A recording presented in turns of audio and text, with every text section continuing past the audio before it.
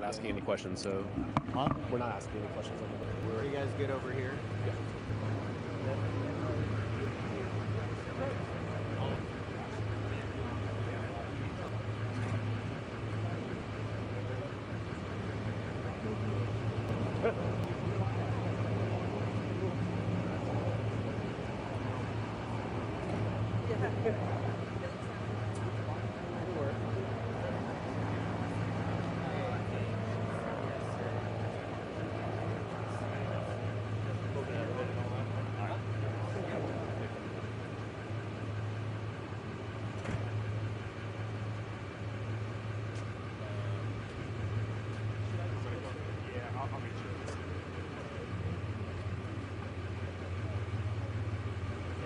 Hey, this is Alex here on the South Lawn.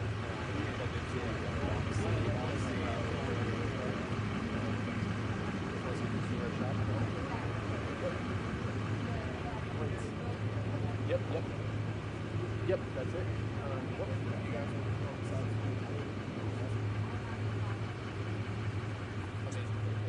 All right, thanks. Amazing. Thanks so much.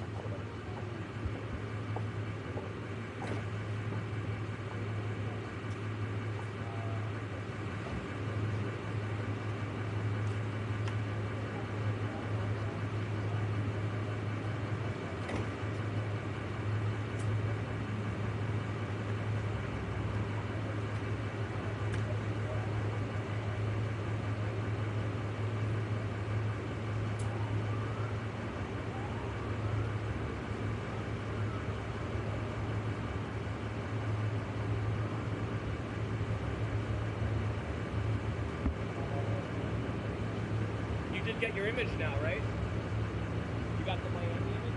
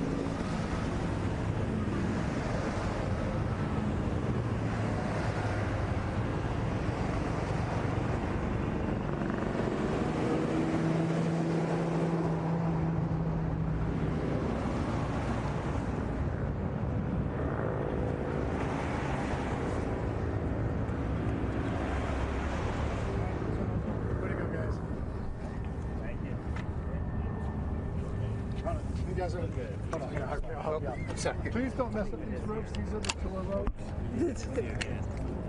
You know, we had to do some wheeling and dealing to get these ropes. We don't want yeah. We brought out the good ropes for State of the Union, so Okay. you know, We got you. I had to bet.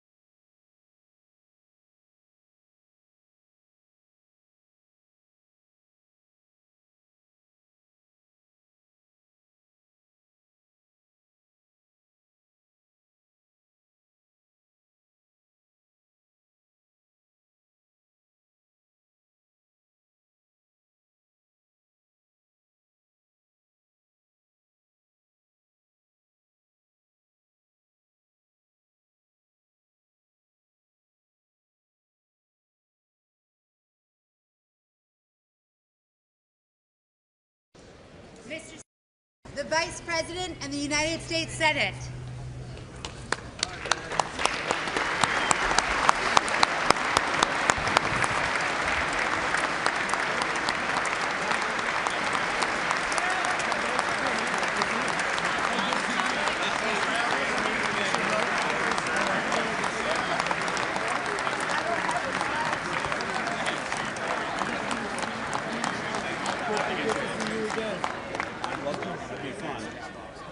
I bet you do. What's up? Good to see you.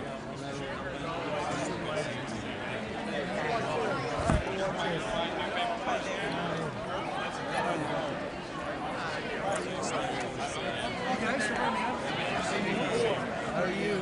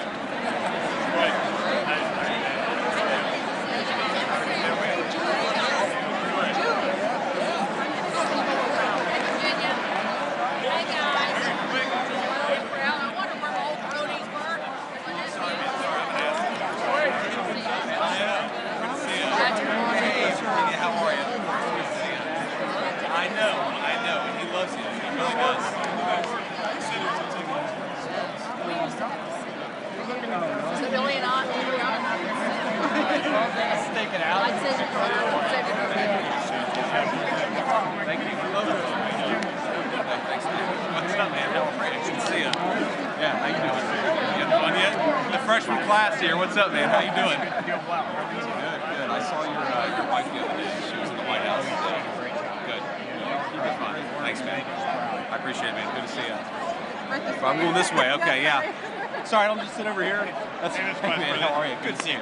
Good one time. This is going to be awesome. Appreciate it, Vice President. Hey, so good to see you. Oh, absolutely. Absolutely. So, how about you? I'm having a good time. I have an easier job. How's your wife doing now? She's having fun. She's a champion. Somewhere, yeah. Good. All right, absolutely. Let's do that. They're going to take me the other way. Is that right? Stand here by me. All right. I'll keep you company. We're in the right spot.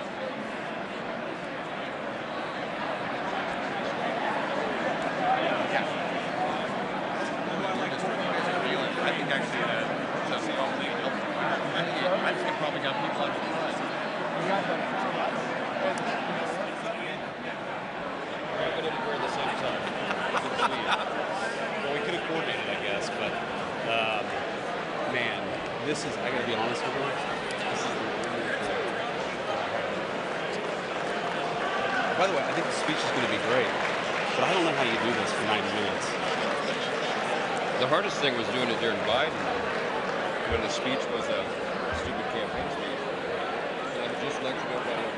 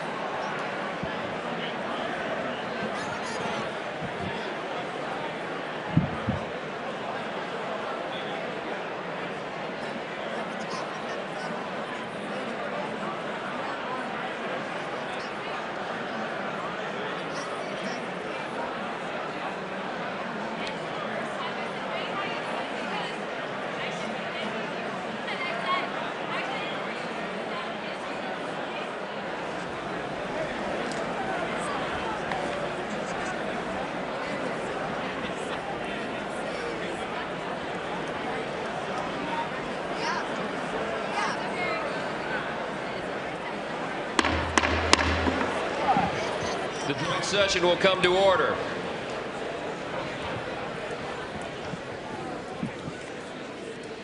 The chair appoints as members of the committee on the part of the House to escort the President of the United States into the chamber the following: the gentleman from Louisiana, Mr. Scalise; the gentleman from Minnesota, Mr. Emmer; the gentlewoman from Michigan, Mrs. McLean; the gentleman from North Carolina, Mr. Hudson; the gentleman from Pennsylvania, Mr. Reschenthaler; the gentleman from Utah, Mr. Moore; the gentlewoman from Indiana, Mrs. Houchin; the gentleman from Oklahoma, Mr. Hearn; the gentleman from New York, Mr. Jeffries; the gentlewoman from Massachusetts, Ms. Clark; the gentleman from California, Mr. Aguilar; the gentleman from California, Mr. Liu; the gentleman from Colorado, Mr. Neguse; the gentlewoman from Washington, Ms. Delbene; the gentlewoman from Michigan, Mrs. Dingle.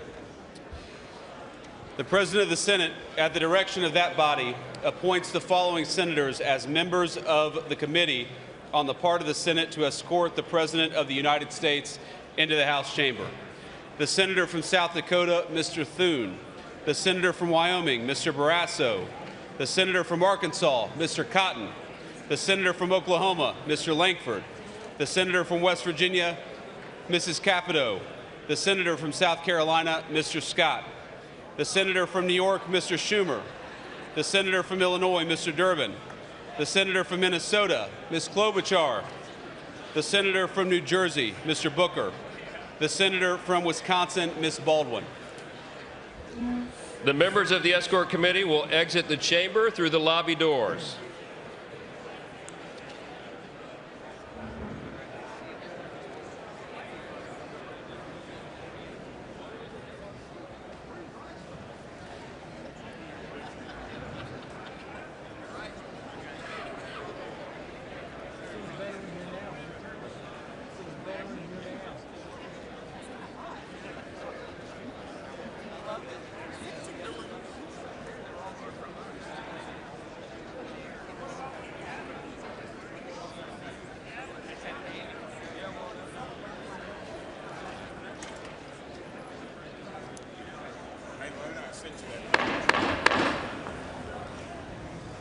Mr. Speaker, the Dean of the Diplomatic Corps.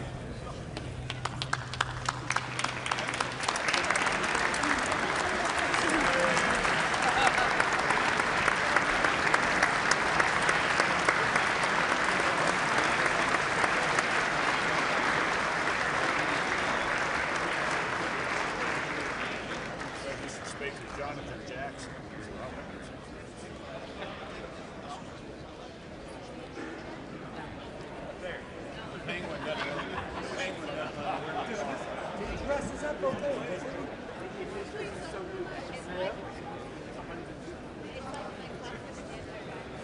My wife loves this gray suit. I hate it, but I wear it because she's seen me on TV. I'm a blazer, man.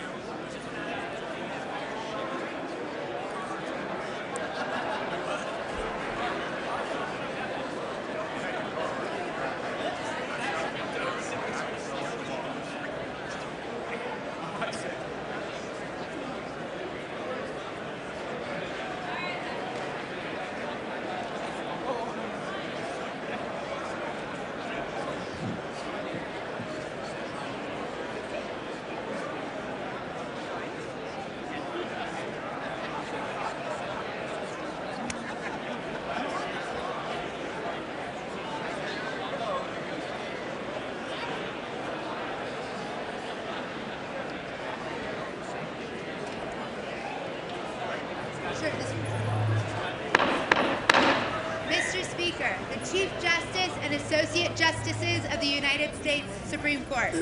That's great.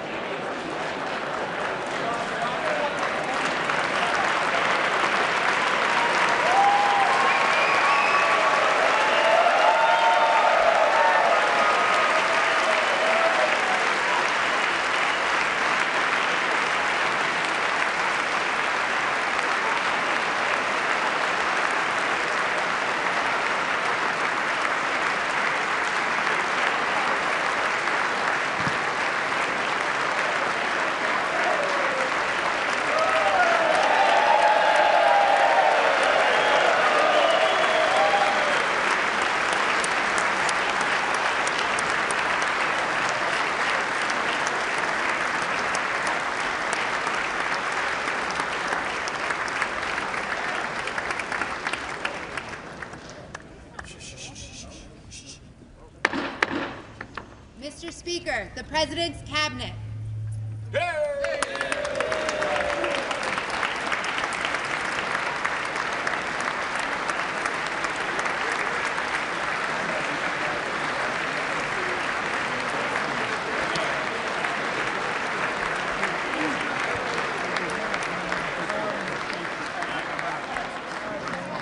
That's true. I should have done way better.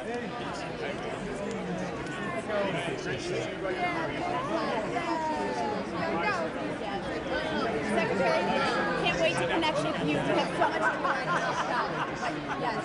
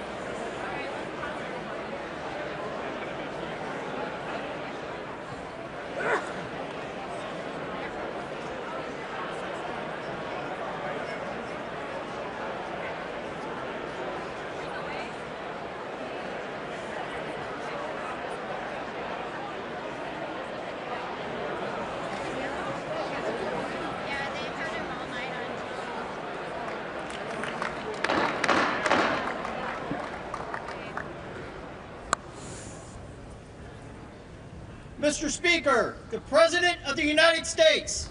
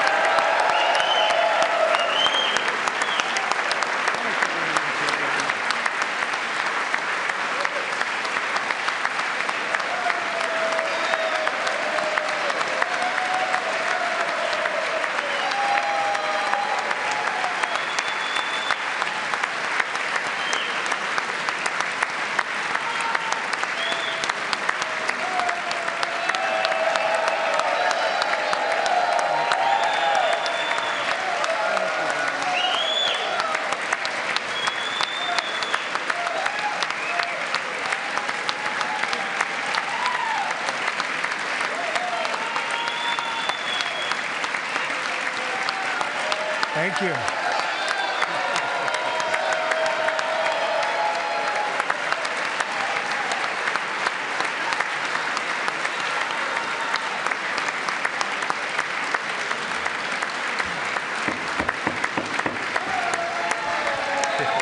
Thank you very much. Thank you very much. It's a great honor. Thank you very much. Speaker Johnson, Vice President Vance, the First Lady of the United States,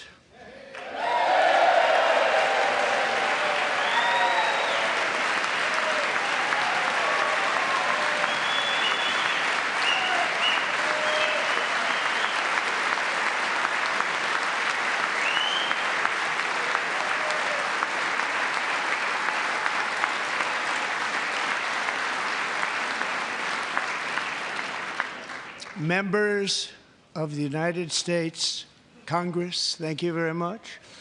And to my fellow citizens, America is back.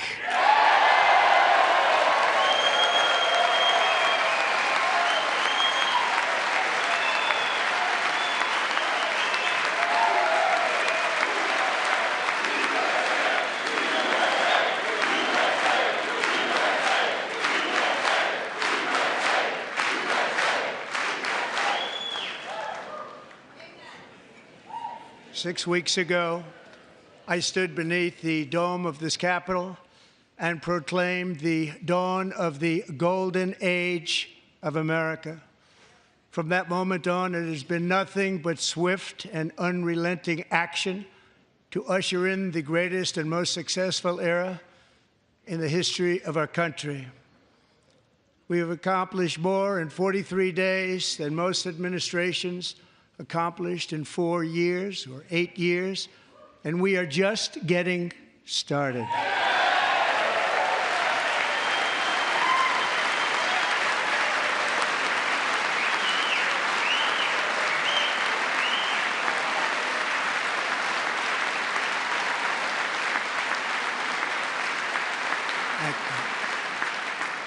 I return to this chamber tonight to report that America's momentum is back, our spirit is back, our pride is back, our confidence is back, and the American dream is surging bigger and better than ever before.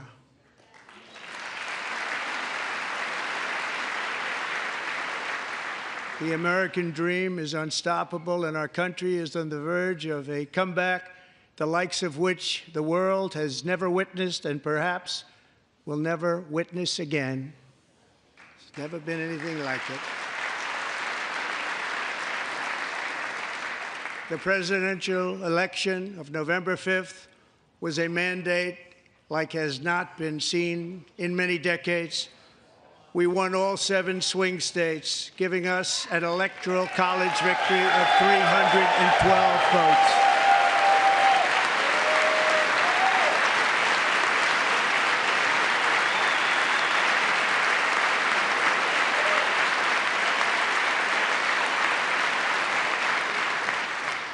We won the popular vote by big numbers and won counties in our country.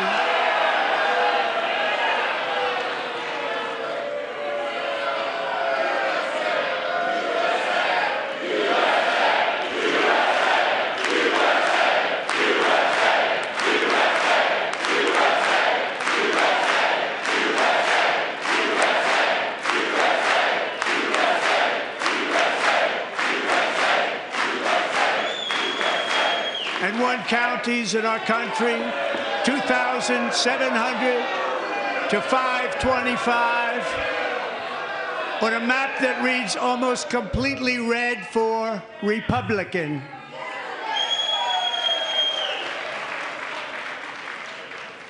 Now, for the first time in modern history, more Americans believe that our country is headed in the right direction than the wrong direction. In fact, it's an astonishing record, 27-point swing, the most ever.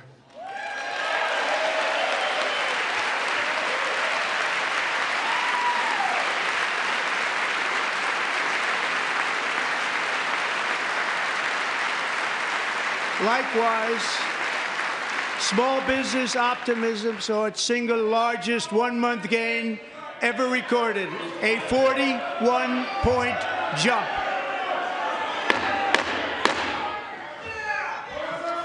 Members are directed to uphold and maintain decorum in the House and to cease any further disruptions. That's your warning.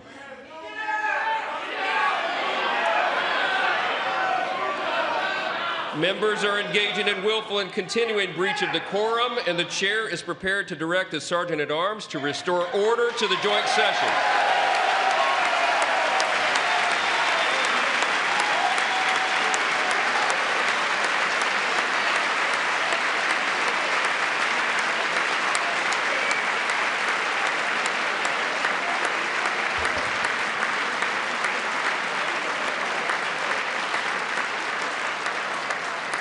Mr. Green, take your seat.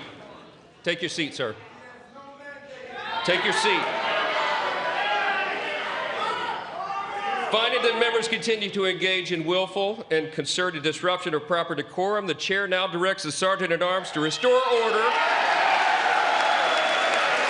Remove this gentleman from the chamber.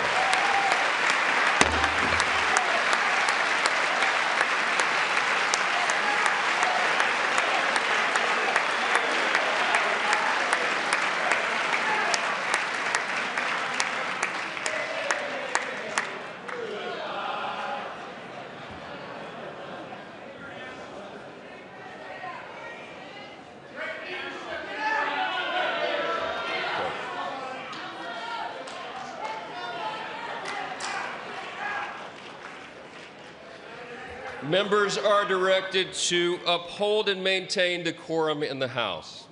Mr. President, you continue. Thank you. Over the past 6 weeks, I have signed nearly 100 executive orders and taken more than 400 executive actions, a record, to restore common sense, safety, optimism, and wealth all across our wonderful land. The people elected me to do the job, and I'm doing it.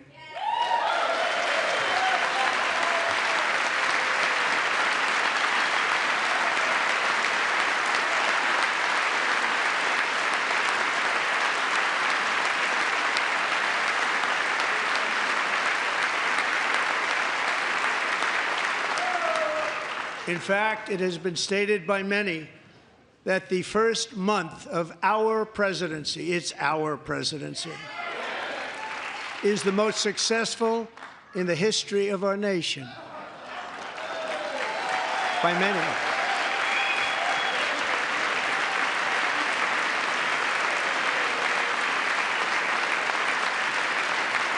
And what makes it even more impressive is that, do you know who number 2 is? George Washington. How about that? How about it? I don't know about that list, but we'll take it. Within hours of taking the oath of office, I declared a national emergency on our southern border, and I deployed the U.S. military and Border Patrol to repel the invasion of our country. And what a job they've done. As a result, illegal border crossings last month were by far the lowest ever recorded, ever.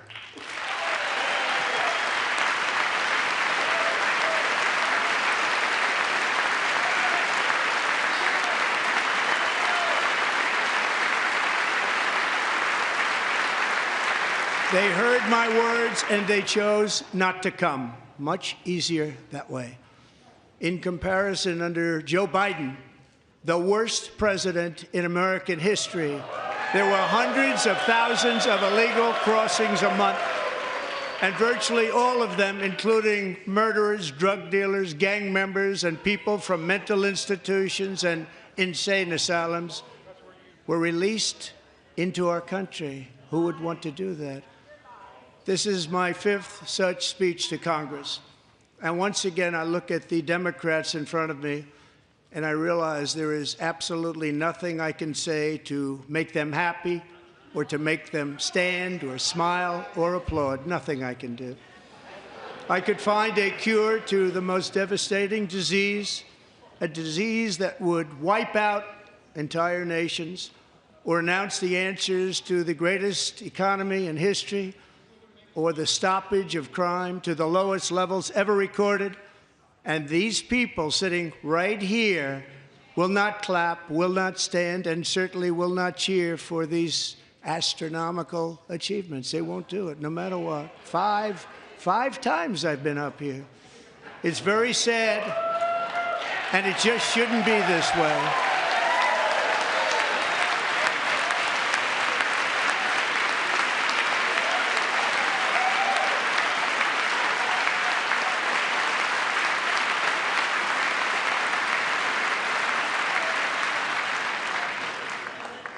So Democrats sitting before me, for just this one night, why not join us in celebrating so many incredible wins for America?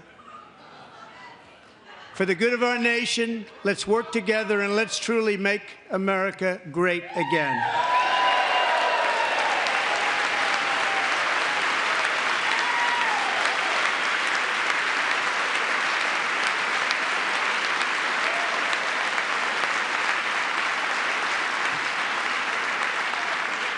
Every day, my administration is fighting to deliver the change America needs to bring a future that America deserves, and we're doing it. This is a time for big dreams and bold action. Upon taking office, I imposed an immediate freeze on all federal hiring, a freeze on all new federal regulations, and a freeze on all foreign aid.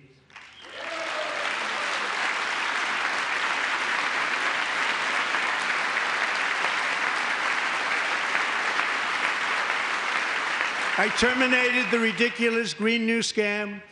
I withdrew from the unfair Paris Climate Accord, which was costing us trillions of dollars that other countries were not paying.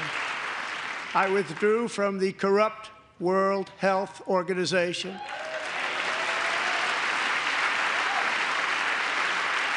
And I also withdrew from the anti-American UN Human Rights Council.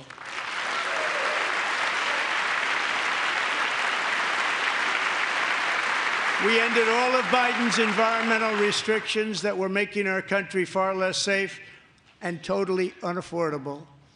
And importantly, we ended the last administration's insane electric vehicle mandate, saving our auto workers and companies from economic destruction.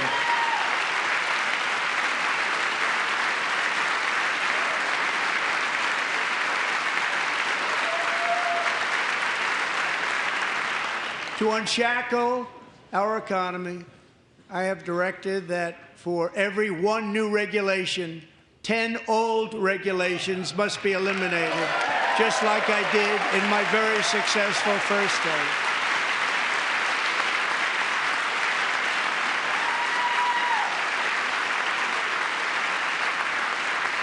And in that first term, we set records on ending unnecessary rules and regulations like no other president had done before. We ordered all federal workers to return to the office. They will either show up for work in person or be removed from their job.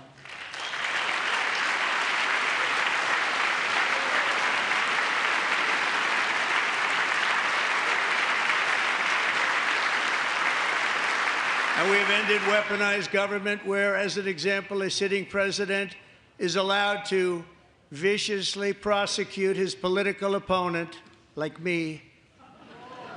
How did that work out? Not too good. Not too good.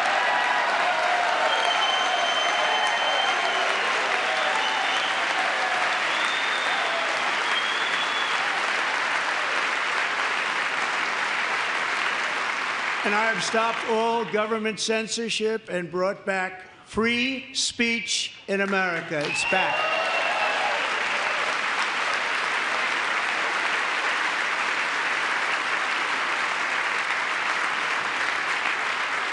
And 2 days ago, I signed an order making English the official language of the United States of America.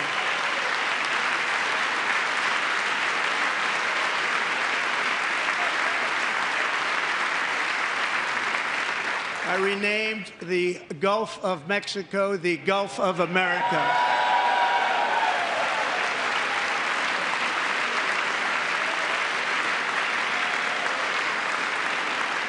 And likewise, I renamed, for a great president, William McKinley, Mount McKinley again. Beautiful Alaska. We love Alaska. We've ended the tyranny of so-called diversity, equity, and inclusion policies all across the entire federal government and indeed the private sector and our military. And our country will be woke no longer.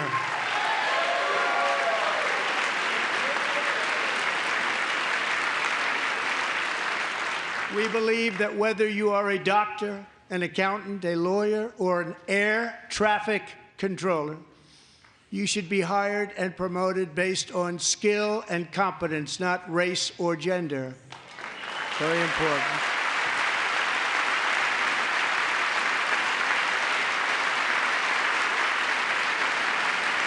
You should be hired based on merit. And the Supreme Court, in a brave and very powerful decision, has allowed us to do so. Thank you. Thank you very much. Thank you. We have removed the poison of critical race theory from our public schools, and I signed an order making it the official policy of the United States government that there are only two genders, male and female.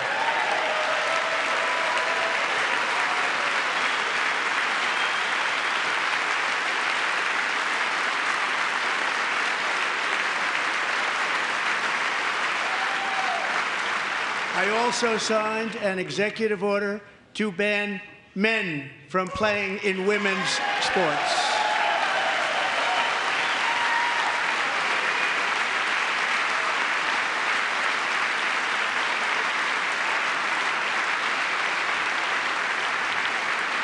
Three years ago, Peyton McNabb was an all-star high school athlete, one of the best, preparing for a future in college sports. But when her girls' volleyball match was invaded by a male, he smashed the ball so hard in Peyton's face, causing traumatic brain injury, partially paralyzing her right side and ending her athletic career. It was a shot like she's never seen before. She's never seen anything like it. Peyton is here tonight in the gallery, and Peyton, from now on, schools will kick the men off the girls' team, or they will lose all federal funding.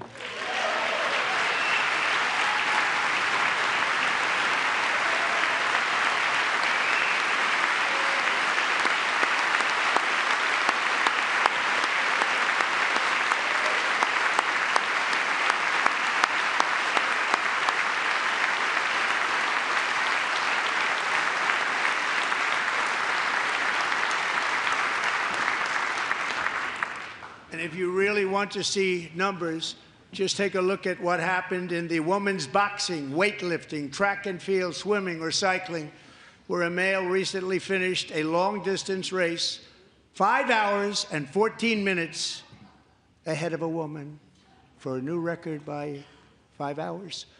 Broke the record by 5 hours. It's demeaning for women, and it's very bad for our country. We're not going to put up with it any longer.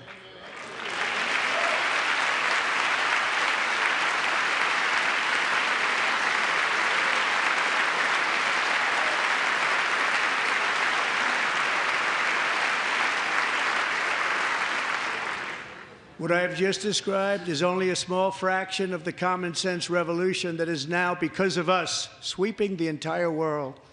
Common sense has become a common theme, and we will never go back. Never. Never going to let that happen.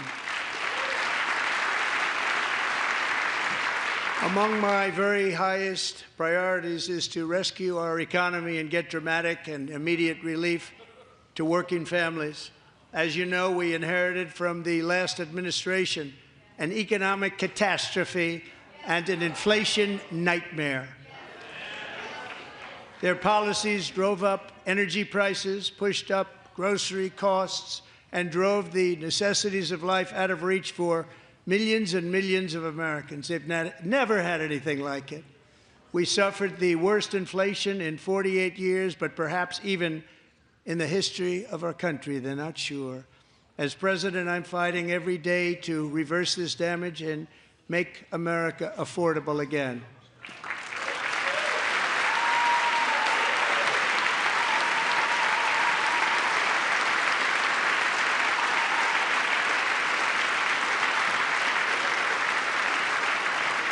Joe Biden especially let the price of eggs get out of control. The egg price is out of control, and we're working hard to get it back down. Secretary, do a good job on that. You inherited a total mess from the previous administration. Do a good job.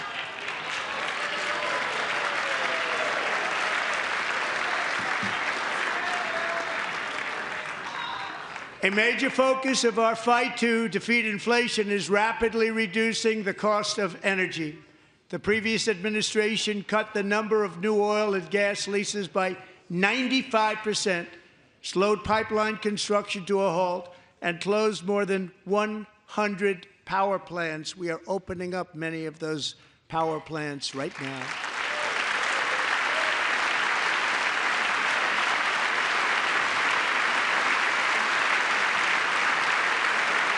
And frankly, we have never seen anything like it. That's why on my first day in office, I declared a national energy emergency. As you've heard me say many times, we have more liquid gold under our feet than any nation on earth, and by far. And now I fully authorize the most talented team ever assembled to go and get it. It's called Drill, Baby, Drill.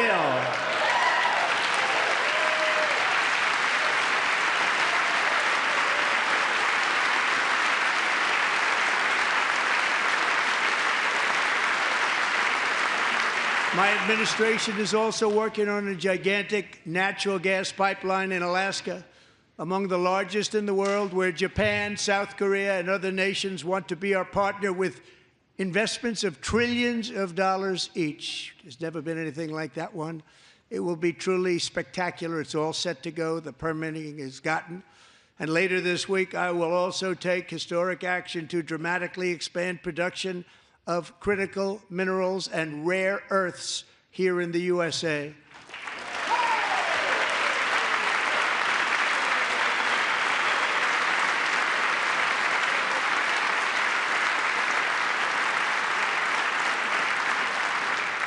To further combat inflation, we will not only be reducing the cost of energy, but will be ending the flagrant waste of taxpayer dollars.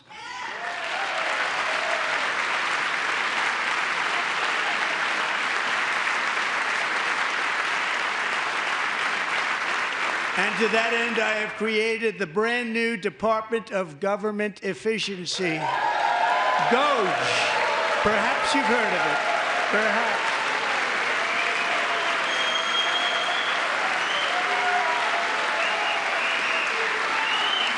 Which is headed by Elon Musk, who is in the gallery tonight.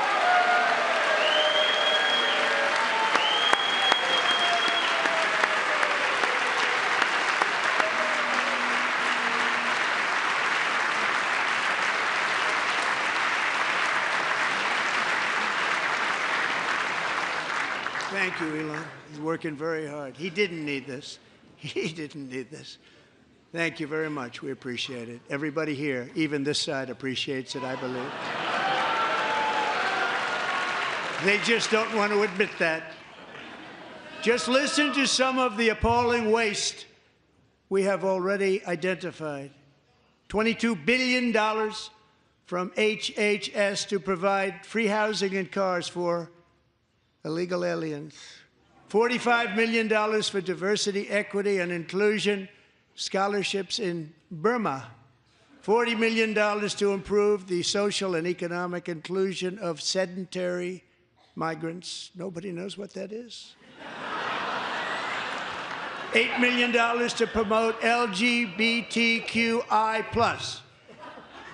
in the African nation of Lesotho, which nobody has ever heard of. $60 million for indigenous peoples and Afro-Colombian empowerment in Central America. $60 million. $8 million for making mice transgender. This is real. $32 million for a left-wing propaganda operation in Moldova. $10 million for male circumcision in Mozambique.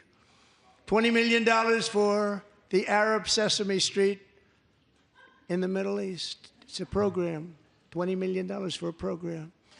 $1.9 billion to recently created Decarbonization of Homes Committee, headed up, and we know she's involved. Just at the last moment, the money was passed over by a woman named Stacey Abrams. Have you ever heard of her? A $3.5 million consulting contract for lavish fish monitoring.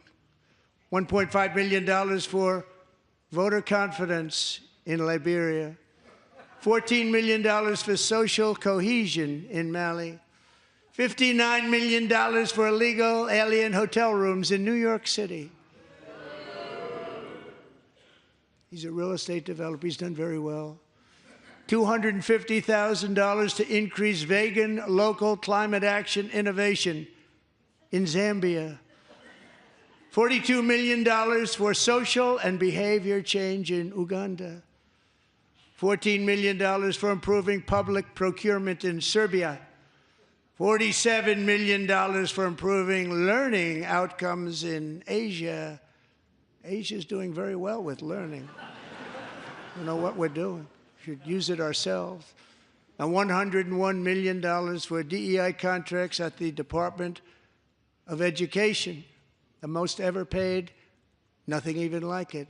Under the Trump administration, all of these scams, and they're far worse, but I didn't think it was appropriate to talk about them. They're so bad. Many more have been found out and exposed and swiftly terminated by a group of very intelligent, mostly young people, headed up by Elon, and we appreciate it. We found hundreds of billions of dollars of fraud.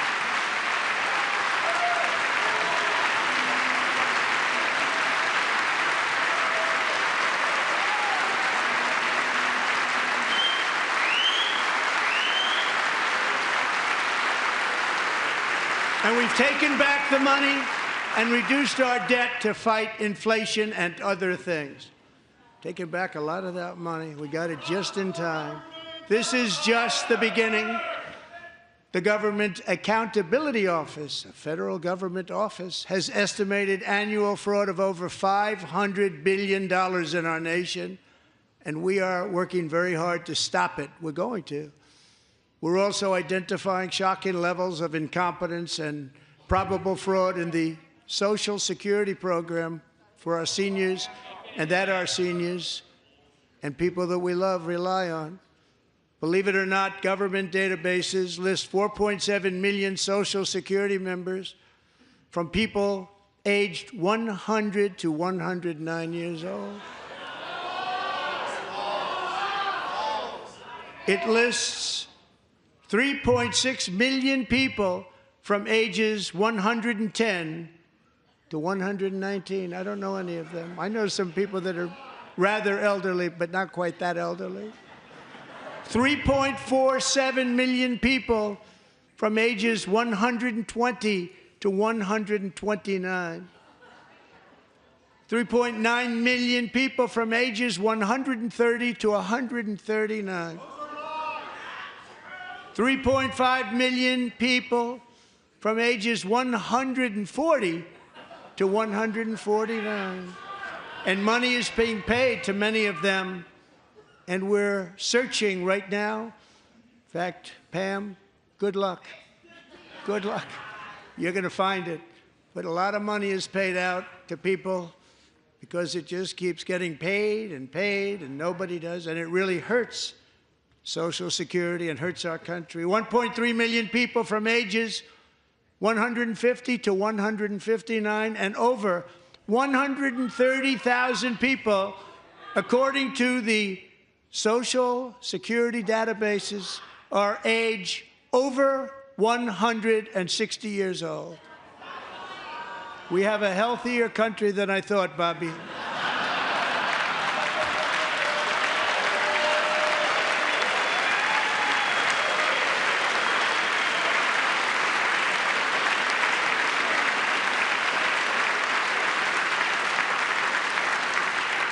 Including, to finish, 1,039 people between the ages of 220 and 229, one person between the age of 240 and 249, and one person is listed at 360 years of age. More than 100 years older than our country. But we're going to find out where that money's going, and it's not going to be pretty. By slashing all of the fraud, waste, and theft we can find, we will defeat inflation, bring down mortgage rates, lower car payments and grocery prices, protect our seniors, and put more money in the pockets of American families.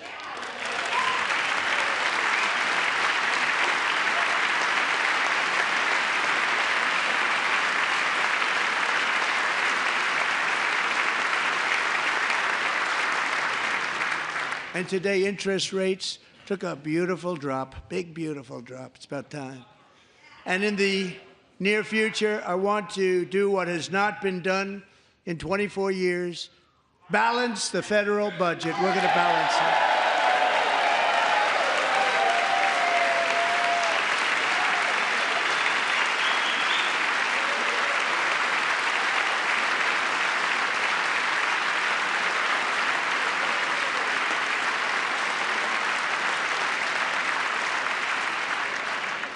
With that goal in mind, we have developed in great detail what we are calling the Gold Card, which goes on sale very, very soon.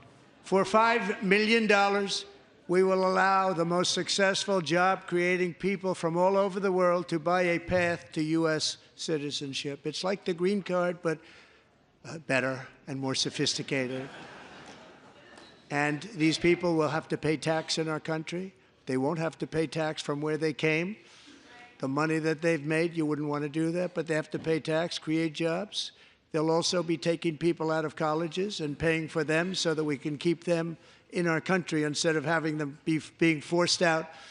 Number one, at the top school, as an example, being forced out and not being allowed to stay and create tremendous numbers of jobs and great success for a company out there. So while we take out the criminals, killers, traffickers, and child predators who are allowed to enter our country under the open border policy of these people, the Democrats, the Biden administration, the open border insane policies that you've allowed to destroy our country, we will now bring in brilliant, hardworking, job-creating people. They're going to pay a lot of money, and we're going to reduce our debt with that money.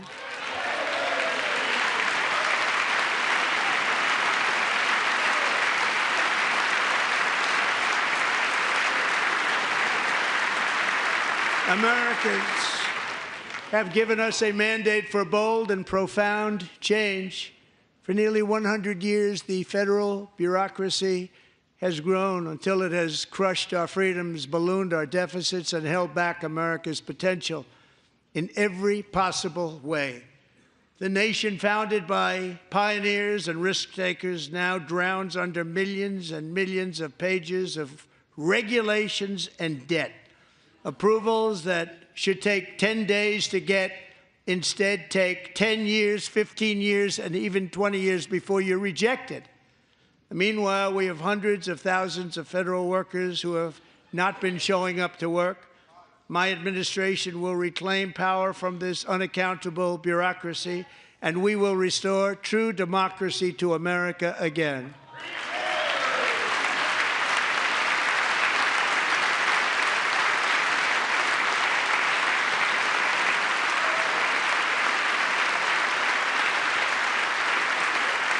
And any federal bureaucrat who resists this change will be removed from office immediately. Because we are draining the swamp. It's very simple. And the days of rule by unelected bureaucrats are over.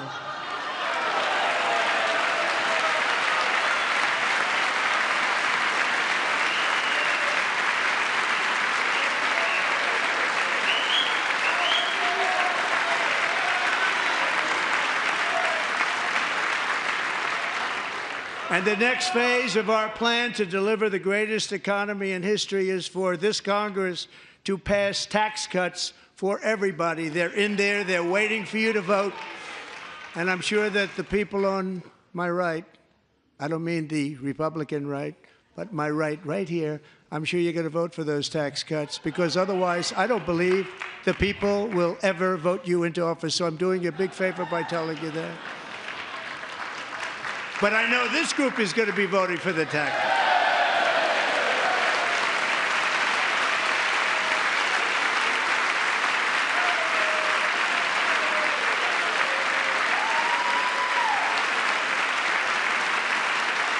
Thank you. It's a very, very big part of our plan. We had tremendous success in our first term with it. A very big part of our plan. We're seeking permanent income tax cuts all across the board. And to get urgently needed relief to Americans hit especially hard by inflation, I'm calling for no tax on tips, no tax on overtime, and no tax on Social Security benefits for our great seniors.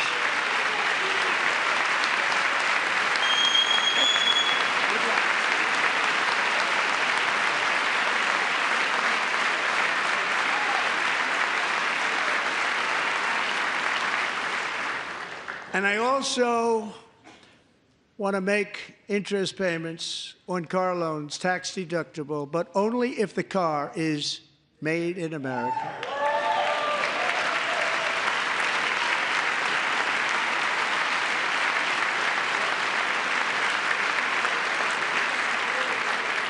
And by the way, we're going to have growth in the auto industry like nobody's ever seen. Plants are opening up all over the place. Deals are being made. Never seen. That's a combination of the election win and tariffs. It's a beautiful word, isn't it? That, along with our other policies, will allow our auto industry to absolutely boom. It's going to boom. Spoke to the majors today, all three, the top people, and they're so excited. In fact, already numerous car companies have announced that they will be building massive automobile plants in America, with Honda just announcing a new plant in Indiana, one of the largest anywhere in the world.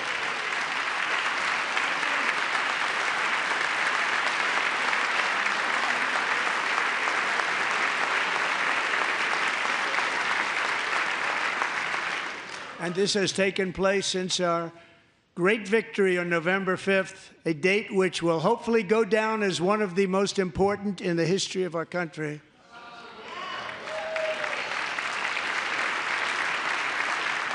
In addition, as part of our tax cuts, we want to cut taxes on domestic production and all manufacturing. And just as we did before, we will provide 100% expensing. It will be retroactive to January 20th, 2025. And it was one of the main reasons why our tax cuts were so successful in our first term, giving us the most successful economy in the history of our country. First term. We had a great first term.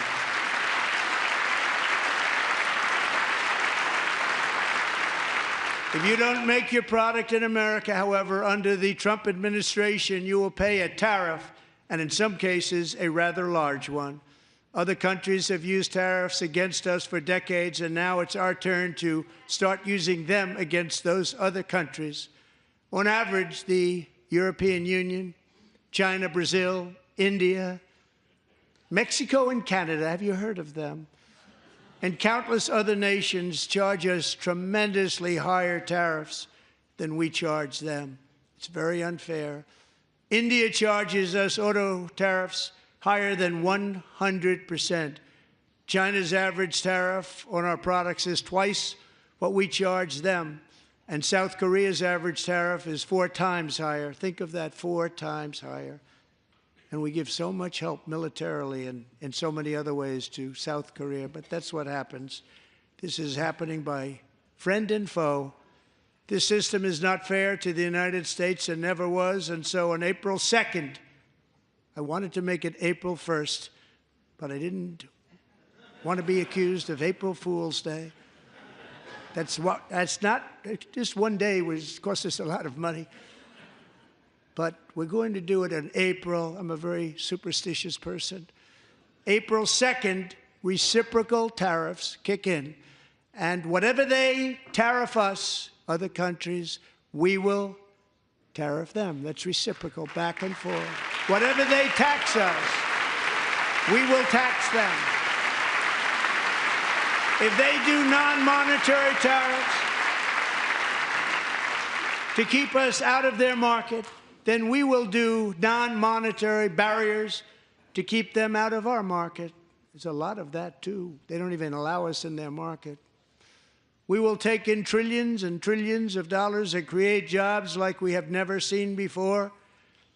I did it with China, and I did it with others, and the Biden administration couldn't do anything about it because there was so much money they couldn't do anything about it. We have been ripped off for decades by nearly every country on earth, and we will not let that happen any longer.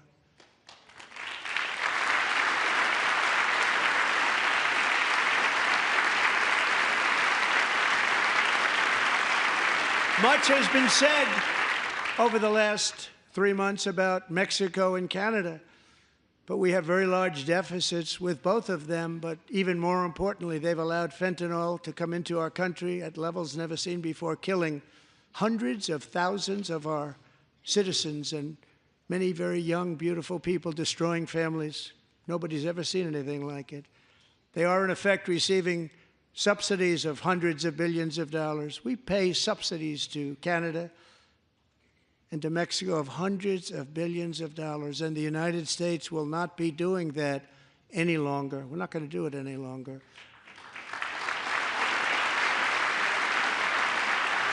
Thanks to our America First policies we're putting into place, we have had $1.7 trillion of new investment in America in just the past few weeks. The combination of the election and our economic policies that people of SoftBank, one of the most brilliant anywhere in the world, announced a $200 billion investment. OpenAI and Oracle, Larry Ellison, announced $500 billion investment, which they wouldn't have done if Kamala had won. Apple announced $500 billion investment. Tim Cook called me. He said, I cannot spend it fast enough. It's going to be much higher than that, I believe. They'll be building their plants here instead of in China. And just yesterday, Taiwan Semiconductor, the biggest in the world, most powerful in the world, has a tremendous amount, 97% of the market, announced a $165 billion investment to build the most powerful chips on earth right here in the USA.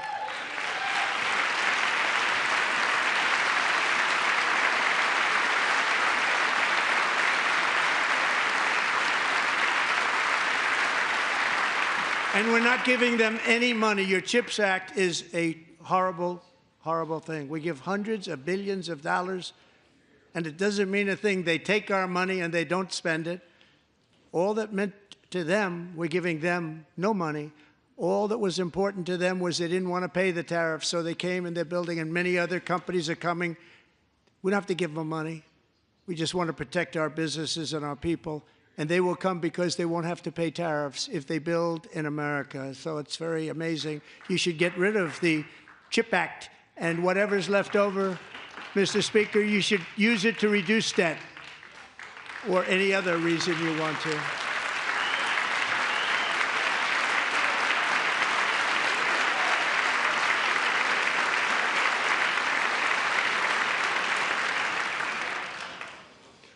Our new trade policy will also be great for the American farmer. I love the farmer. Who will now be selling into our home market, the USA, because nobody is going to be able to compete with you. because there's goods that come in from other countries and companies. They're really in a bad position in so many different ways. They're uninspected. They may be very dirty and disgusting, and they come in and they pour in, and they hurt our American farmers. The tariffs will go on agricultural product coming into America, and our farmers, starting on April 2nd, it may be a little bit of an adjustment period. We had that before when I made the deal with China, $50 billion of purchases, and I said, just bear with me, and they did. They did. Probably have to bear with me again, and this will be even better. That was great. The problem with it was that Biden didn't enforce it. He didn't enforce it. $50 billion of purchases, and we were doing great, but Biden did not enforce it, and it hurt our farmers. But our farmers are going to have a field day right now. So to our farmers, have a lot of fun. I love you too. I love you too. It's all going to happen.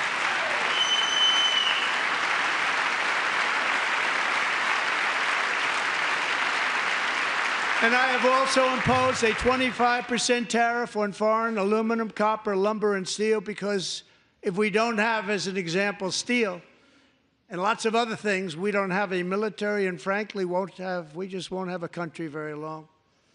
Here today is a proud American steelworker, fantastic person from Decatur, Alabama, Jeff Denard. Has been working at the same steel plant for 27 years in a job that has allowed him to serve as the captain of his local volunteer fire department, raise 7 children with his beautiful wife, Nicole, and over the years provide a loving home for more than 40 foster children. So great, Jeff.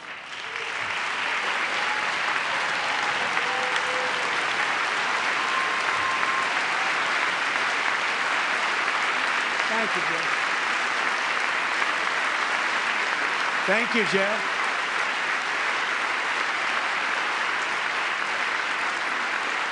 Stories like Jeff's remind us that tariffs are not just about protecting American jobs. They're about protecting the soul of our country. Tariffs are about making America rich again and making America great again, and it's happening, and it will happen rather quickly. There'll be a little disturbance, but we're okay with that. It won't be much. No, you're not. Oh. And look where Biden took us, very low, the lowest we've ever been. Jeff, I want to thank you very much, and I also want to recognize another person who has devoted herself to foster care community. She works so hard on it. A very loving person, our magnificent First Lady of the United States.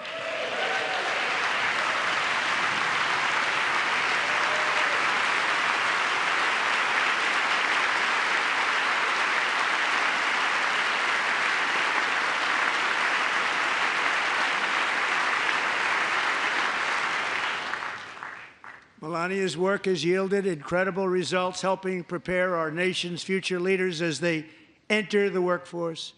Our First Lady is joined by 2 impressive young women, very impressive. Haley Ferguson, who benefited from the First Lady's Fostering the Future initiative and is poised to complete her education and become a teacher. And Elliston Berry, who became a victim of an illicit deepfake image produced by a peer. With Elliston's help, the Senate just passed the Take It Down Act, and this is so important. Thank you very much, John. John Thune, thank you. Stand up, John. Thank you, John.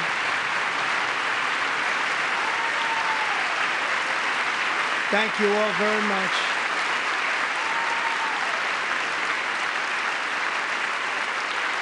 Thank you. And thank you to John Thune and the Senate. Great job. To criminalize the publication of such images online is a terrible, terrible thing. And once it passes the House, I look forward to signing that bill into law. Thank you.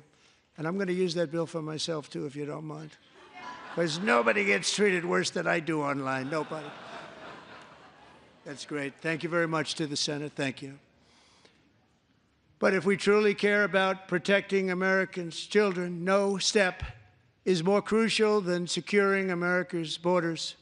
Over the past 4 years, 21 million people poured into the United States. Many of them were murderers, human traffickers, gang members, and other criminals from the streets of dangerous cities all throughout the world.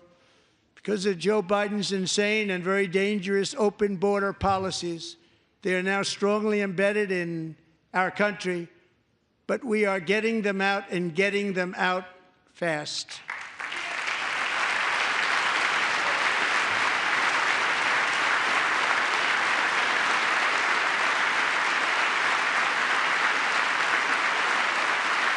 And I want to thank Tom Homan and Christy. I want to thank you and Paul of Border Patrol. I want to thank you. What a job they've all done. Everybody, Border Patrol, ICE, law enforcement in general is incredible. We have to take care of our law enforcement. Have to.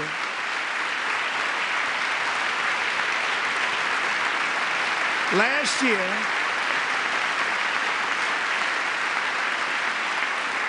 a brilliant 22-year-old nursing student named Laken Riley, the best in her class, admired by everybody, went out for a jog on the campus of the University of Georgia.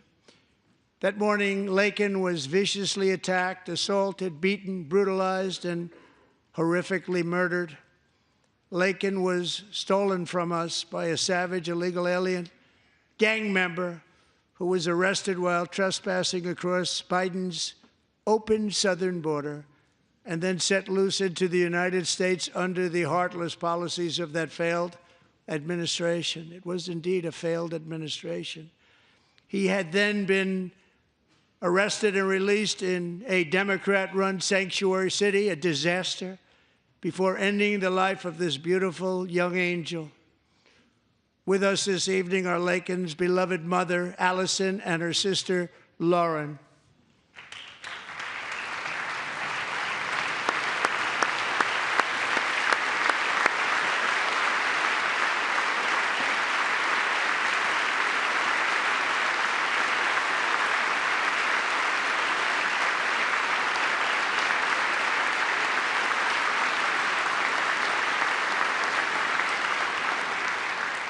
Last year, I told Laken's grieving parents that we would ensure their daughter would not have died in vain.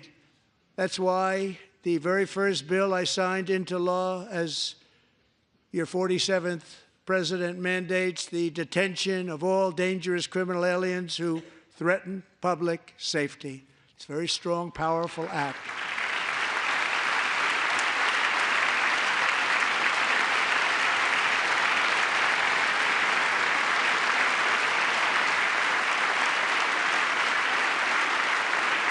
It's called the Laken-Riley Act.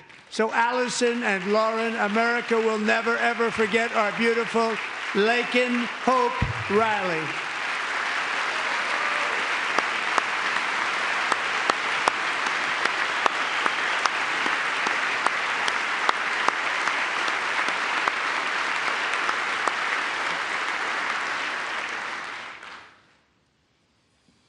Thank you very much.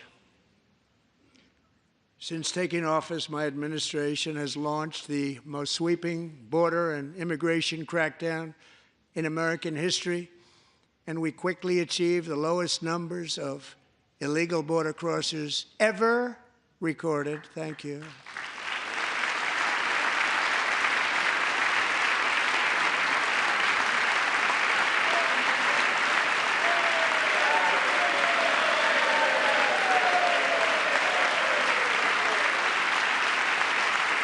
The media and our friends in the Democrat Party kept saying we needed new legislation, we must have legislation to secure the border. But it turned out that all we really needed was a new president.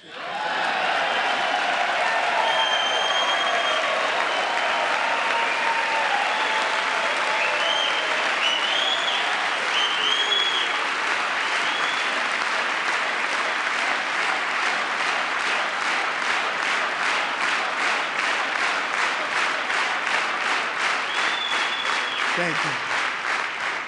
Joe Biden didn't just open our borders, he flew illegal aliens over them to overwhelm our schools, hospitals, and communities throughout the country. Entire towns like Aurora, Colorado, and Springfield, Ohio, buckled under the weight of the migrant occupation and corruption like nobody's ever seen before. Beautiful towns destroyed. Now, just as I promised in my inaugural address, we are achieving the great liberation of America.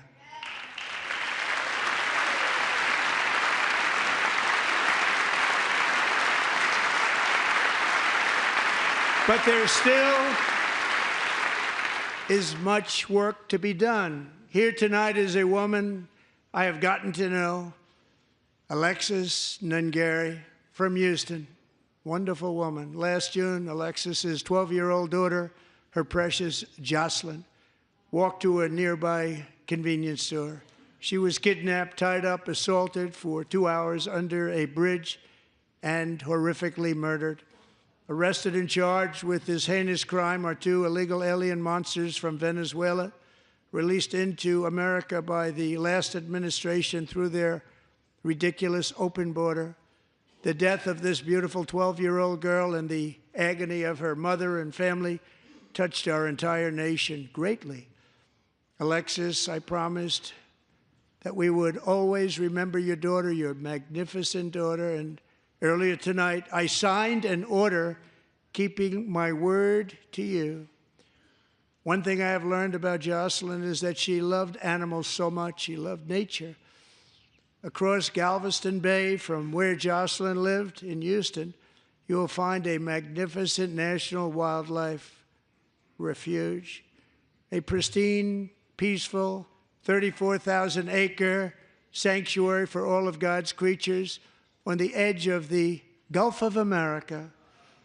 Alexis, moments ago, I formally renamed that refuge in loving memory of your beautiful daughter, Jocelyn.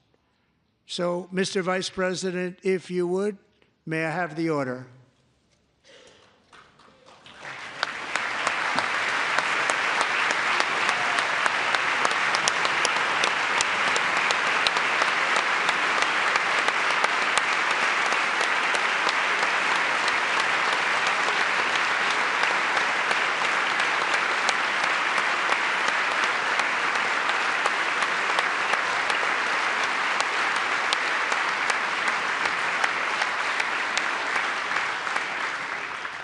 Thank you very much.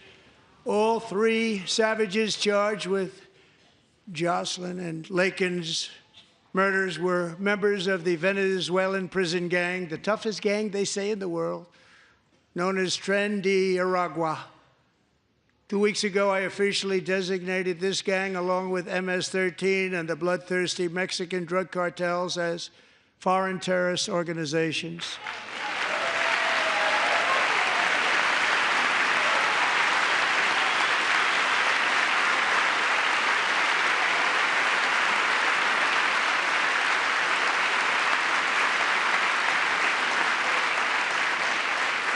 They are now officially in the same category as ISIS, and that's not good for them. Countless thousands of these terrorists were welcomed into the U.S. by the Biden administration. But now every last one will be rounded up and forcibly removed from our country, or, if they're too dangerous, put in jails, standing trial in this country, because we don't want them to come back ever. With us this evening is a warrior on the front lines of that battle, Border Patrol Agent Roberto Ortiz. Great guy.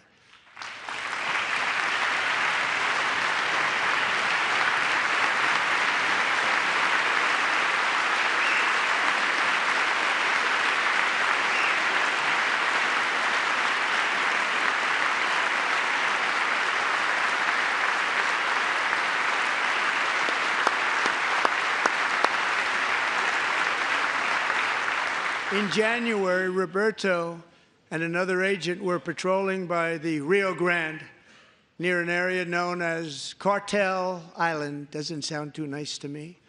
When heavily armed gunmen started shooting at them. Roberto saw that his partner was totally exposed, at great danger, and he leapt into action, returning fire and providing crucial seconds for his fellow agent to seek safety, just barely. I have some of the prints of that event, and it was not good. Agent Ortiz, we salute you for your great courage and for your line of fire that you took and for the bravery that you showed. We honor you, and we will always honor you. Thank you, Roberto, very much.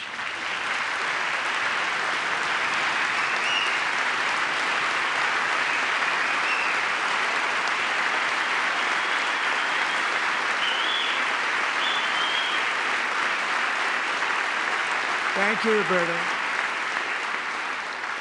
And I actually got to know him on my many calls to the border. He's a great gentleman.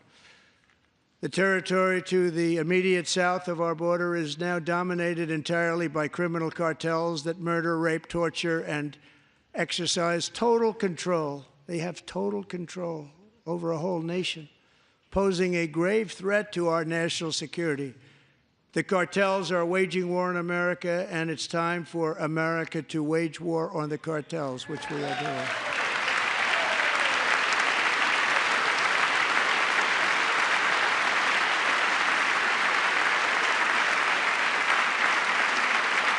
Five nights ago, Mexican authorities, because of our tariff policies being imposed on them, think of this, handed over to us 29 of the biggest cartel leaders in their country. That has never happened before. They want to make us happy.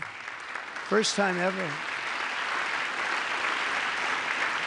But we need Mexico and Canada to do much more than they've done, and they have to stop the fentanyl and drugs pouring into the USA. They're going to stop it. I have sent Congress a detailed funding request laying out exactly how we will eliminate these threats to protect our homeland and complete the largest deportation operation in American history, larger even than current record holder President Dwight D. Eisenhower, a moderate man, but someone who believed very strongly in borders.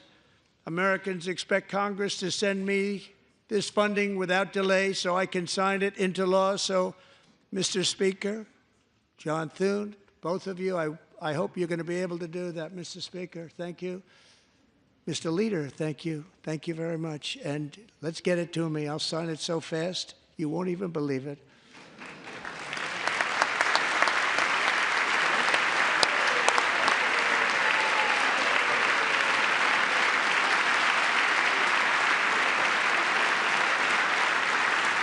And as we reclaim our sovereignty, we must also bring back law and order to our cities and towns.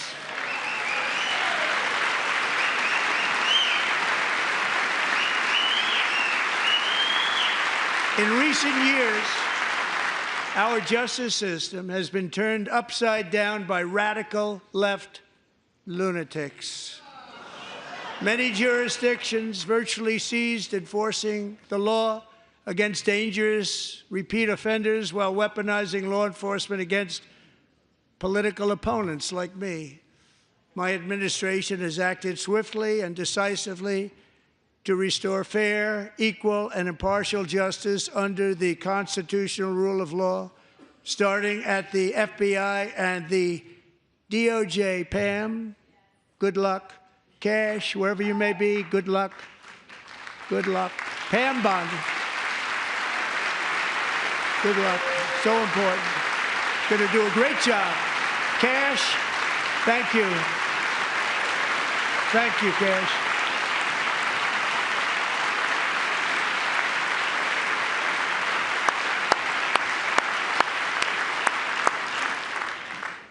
They've already started very strong. They're going to do a fantastic job. You're going to be very proud of them.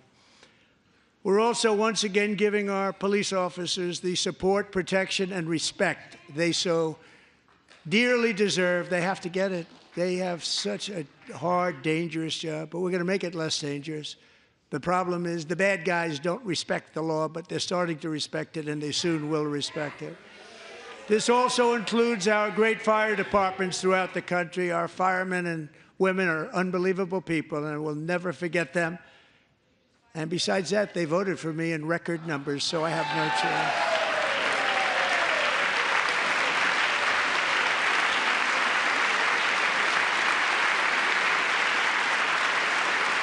1 year ago this month, 31-year-old New York police officer Jonathan Diller, unbelievably wonderful person and a great officer, was gunned down at a traffic stop on Long Island. I went to his funeral. The vicious criminal charged with his murder had 21 prior arrests, and they were rough arrests, too. He was a real bad one. The thug in the seat next to him had 14 prior arrests and went by the name of Killer. He was Killer. He killed other people, they say, a lot of them. I attended Officer Diller's service, and when I met his wife and one-year-old son, Ryan, it was very inspirational, actually. His widow's name is Stephanie, and she is here tonight. Stephanie, thank you very much, Stephanie. Thank you very much.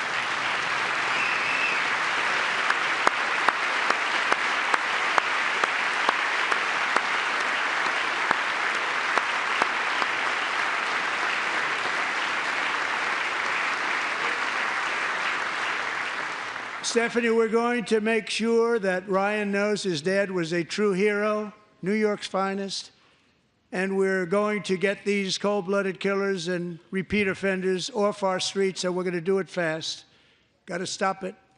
They get out with 28 arrests. They push people into subway trains. They hit people over the head, back of the head with baseball bats. We got to get them out of here. I've already signed an executive order requiring a mandatory death penalty for anyone who murders a police officer, and tonight I'm asking Congress to pass that policy into permanent law.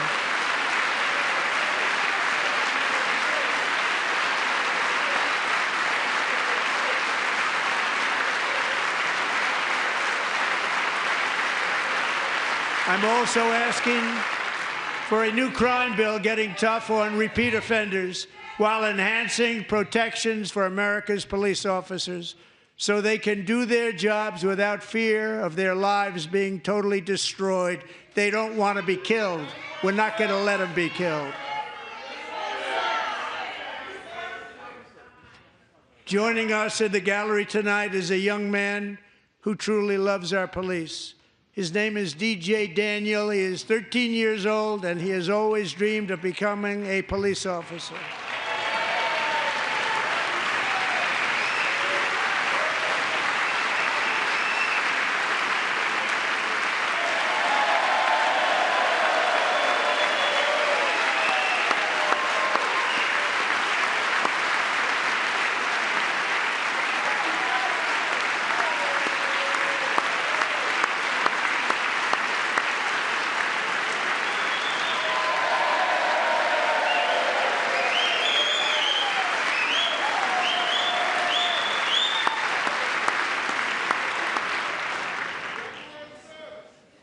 But in 2018, DJ was diagnosed with brain cancer.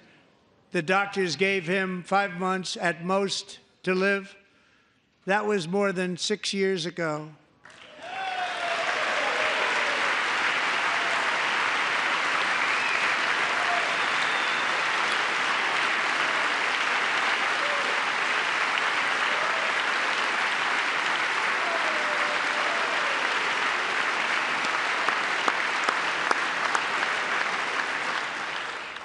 Since that time, DJ and his dad have been on a quest to make his dream come true, and DJ has been sworn in as an honorary law enforcement officer, actually a number of times. The police love him, the police departments love him.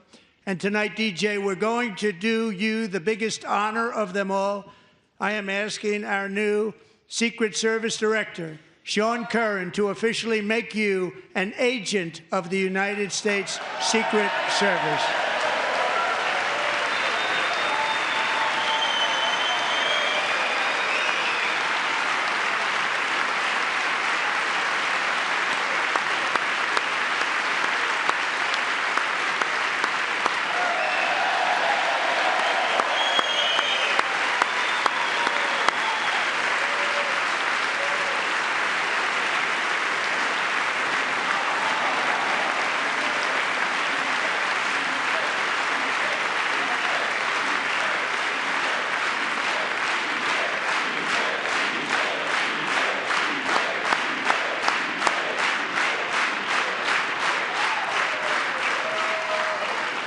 Thank you, DJ. DJ's doctors believe his cancer likely came from a chemical he was exposed to when he was younger. Since 1975, rates of child cancer have increased by more than 40%. Reversing this trend is one of the top priorities for our new presidential commission to make America healthy again, chaired by our new Secretary of Health and Human Services, Robert F. Kennedy, Jr.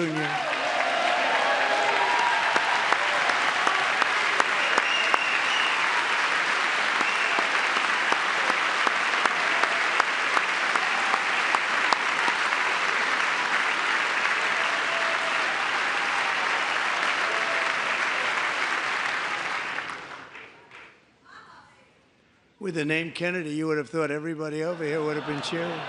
How quickly they forget.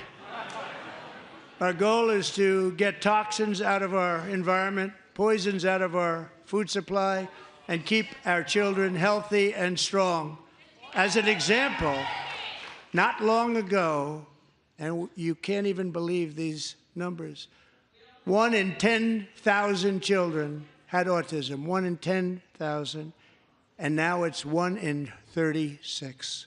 There's something wrong, 1 in 36. Think of that. So we're going to find out what it is, and there's nobody better than Bobby and all of the people that are working with you. You have the best to figure out what is going on. Okay, Bobby, good luck. It's a very important job. Thank you. Good job.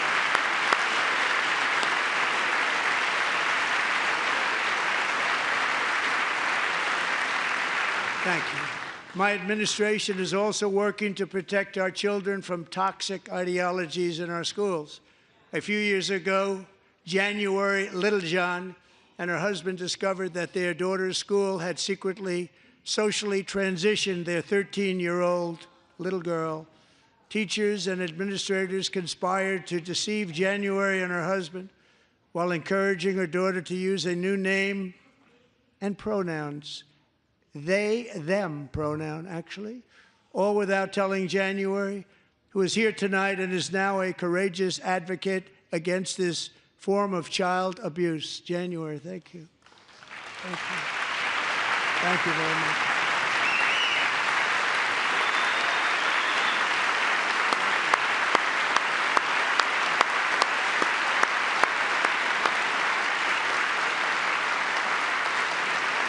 Thank you.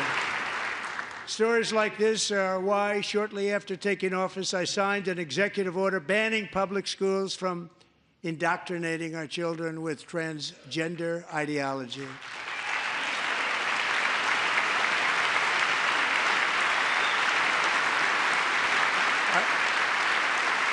I also signed an order to cut off all taxpayer funding to any institution that engages in the sexual mutilation of our youth.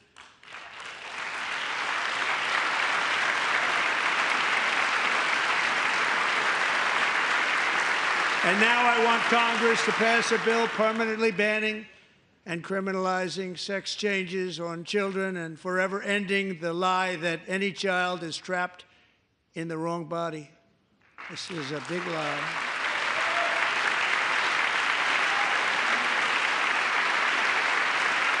And our message to every child in America is that you are perfect exactly the way God made you.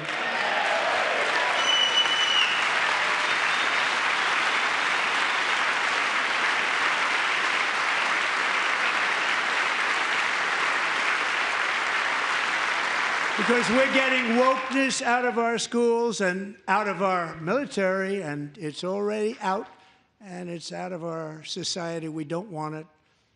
Wokeness is trouble. Wokeness is bad. It's gone. It's gone.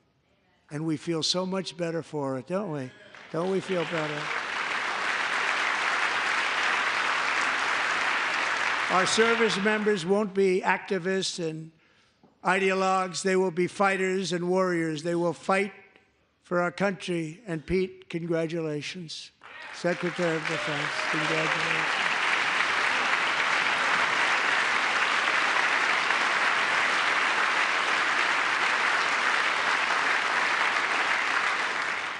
And he's not big into the woke movement, I can tell you. I know him well. I am pleased to report that in January, the U.S. Army had its single best recruiting month in 15 years, and that all armed services are having among the best recruiting results ever in the history of our services. What a difference.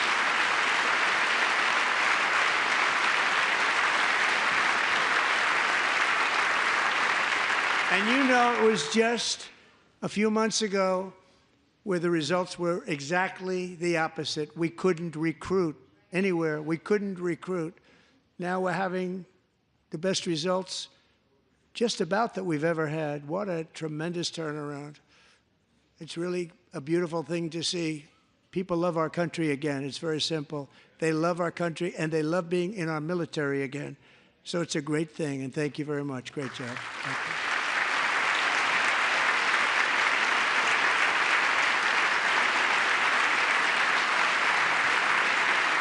We're joined tonight by a young man, Jason Hartley, who knows the weight of that call of duty. Jason's father, grandfather, and great-grandfather all wore the uniform. Jason tragically lost his dad, who was also a Los Angeles County Sheriff's deputy when he was just a boy, and now he wants to carry on the family legacy of service. Jason is a senior in high school, a six-letter varsity athlete, a really good athlete, they say, a brilliant student with a 4.46, that's good, GPA. And his greatest dream is to attend the U.S. Military Academy at West Point.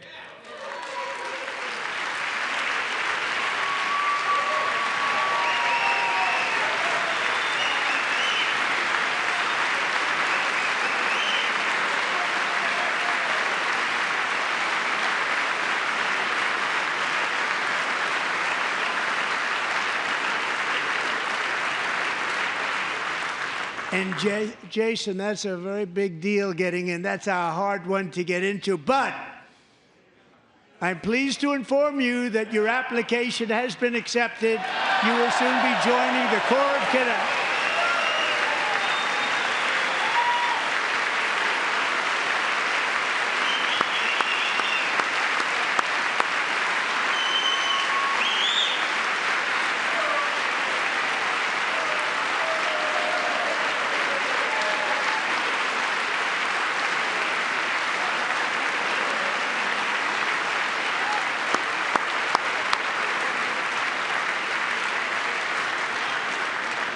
Thank you. Jason, you're going to be on the long gray line, Jason. As Commander-in-Chief, my focus is on building the most powerful military of the future. As a first step, I'm asking Congress to fund a state-of-the-art Golden Dome missile defense shield to protect our homeland, all made in the USA.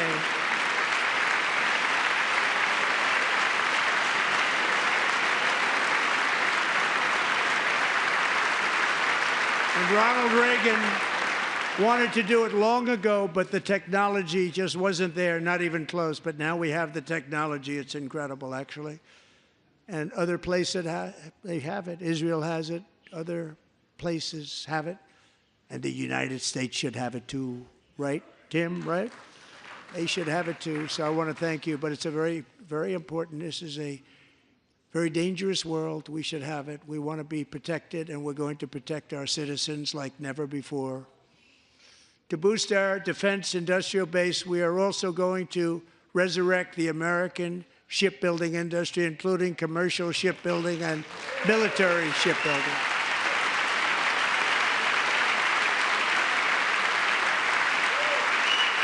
And for that purpose, I am announcing tonight that we will create a new Office of Shipbuilding in the White House and offer special tax incentives to bring this industry home to America where it belongs. We used to make so many ships. We don't make them anymore very much, but we're going to make them very fast, very soon. It will have a huge impact. To further enhance our national security, my administration will be reclaiming the Panama Canal, and we've already started doing it.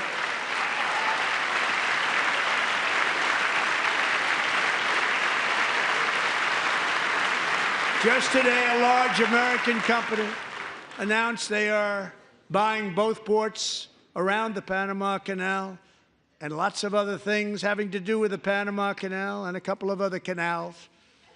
The Panama Canal was built by Americans for Americans, not for others, but others could use it.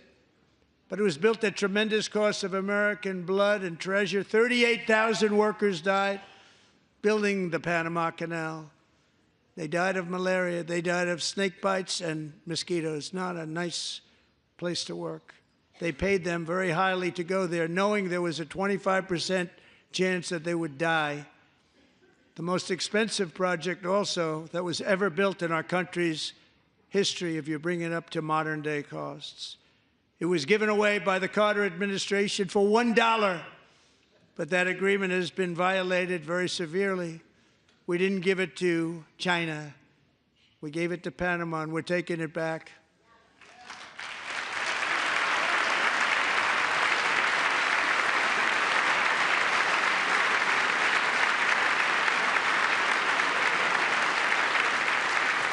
And we have Marco Rubio in charge. Good luck, Marco. Now, we know who to blame if anything goes wrong. Marco's been amazing, and he's going to do a great job. Think of it. He got 100 votes. You know, he was approved with actually 99, but the 100th was this gentleman, and I feel very certain. So let's assume he got 100 votes. And I'm either very, very happy about that or I'm very concerned about it. But he's already proven. I mean, he's a great gentleman. He's respected by everybody, and we appreciate you voting for Marco. He's going to do a fantastic job. Thank you. Thank you. He's doing a great job. Great job. And I also have a message tonight for the incredible people of Greenland. We strongly support your right to determine your own future. And if you choose, we welcome you into the United States of America. We need Greenland for national security and even international security, and we're working with everybody involved to try and get it. But we need it really for international world security, and I think we're going to get it. One way or the other, we're going to get it. We will keep you safe. We will make you rich, and together we will take Greenland to heights like you have never thought possible before. It's a very small population, but very, very large piece of land and very, very important for military security. America is once again standing strong against the forces of radical Islamic terrorism. 3.5 years ago, ISIS terrorists killed 13 American service members and countless others in the Abbey Gate bombing during the disastrous and incompetent withdrawal from Afghanistan. Not that they were withdrawing, it was the way they withdrew. Perhaps the most embarrassing moment in the history of our country. Tonight, I am pleased to announce that we have just apprehended the top terrorist responsible for that atrocity, and he is right now on his way here to face the swift sword of American justice.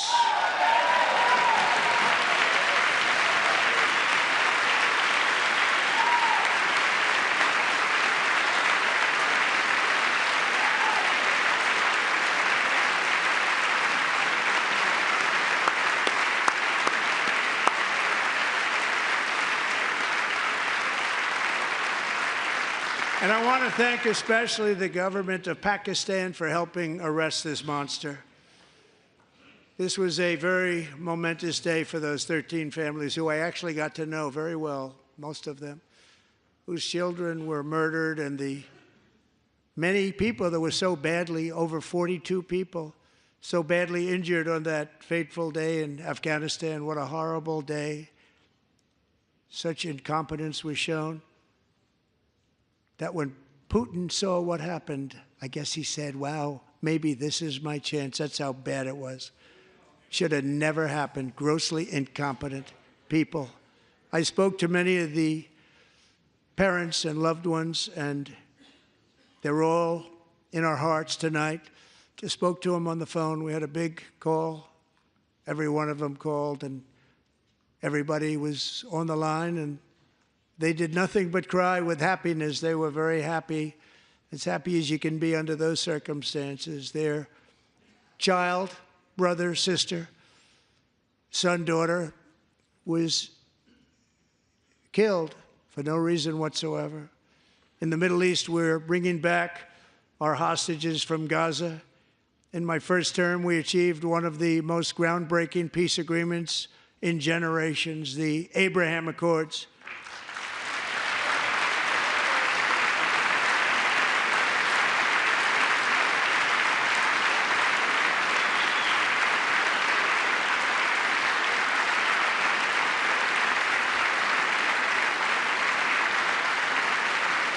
And now we're going to build on that foundation to create a more peaceful and prosperous future for the entire region. A lot of things are happening in the Middle East. People have been talking about that so much lately with everything going on with Ukraine and Russia. But a lot of things are happening in the Middle East. It's a rough neighborhood, actually. I'm also working tirelessly to end the savage conflict in Ukraine. Millions of Ukrainians and Russians have been needlessly killed or wounded in this horrific and brutal conflict with no end in sight. The United States has sent hundreds of billions of dollars to support Ukraine's defense with no security, with no anything.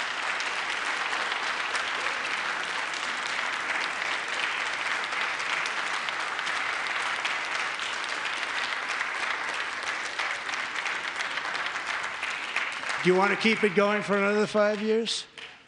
Yeah, you would say Pocahontas says yes.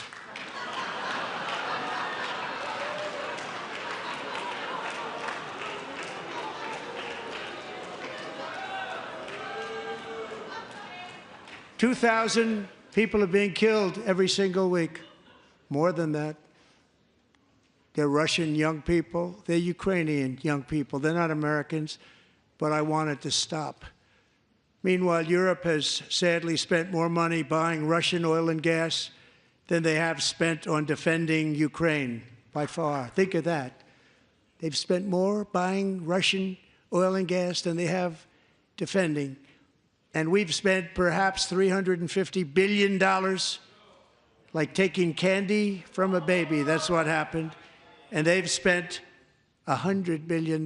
What a difference that is. And we have an ocean separating us, and they don't. But we're getting along very well with them, and lots of good things are happening. Biden has authorized more money in this fight than Europe has spent by billions and billions of dollars. It's hard to believe that they wouldn't have stopped it and said, at some point, come on, let's equalize. You got to be equal to us. But that didn't happen. Earlier today, I received an important letter from President Zelensky of Ukraine. The letter reads, Ukraine is ready to come to the negotiating table as soon as possible to bring lasting peace closer. Nobody wants peace more than the Ukrainians, he said. My team and I stand ready to work under President Trump's strong leadership to get a peace that lasts. We do really value how much America has done to help Ukraine maintain its sovereignty and independence. Regarding the agreement on minerals and security, Ukraine is ready to sign it at any time that is convenient for you. I appreciate that he sent this letter, just got it a little while ago. Simultaneously, we've had serious discussions with Russia and have received strong signals that they are ready for peace. Wouldn't that be beautiful? Wouldn't that be beautiful?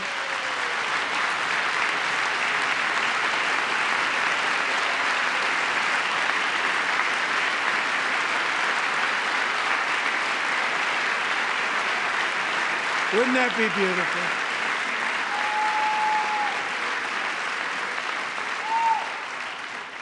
It's time to stop this madness. It's time to halt the killing. It's time to end this senseless war. If you want to end wars, you have to talk to both sides. Nearly 4 years ago, amid rising tensions, a history teacher named Mark Fogel was detained in Russia and sentenced to 14 years in a penal colony. Rough stuff. The previous administration barely lifted a finger to help him. They knew he was innocent, but they had no idea where to begin. But last summer, I promised his 95-year-old mother, Malphine, that we would bring her boy safely back home. After 22 days in office, I did just that, and they are here tonight.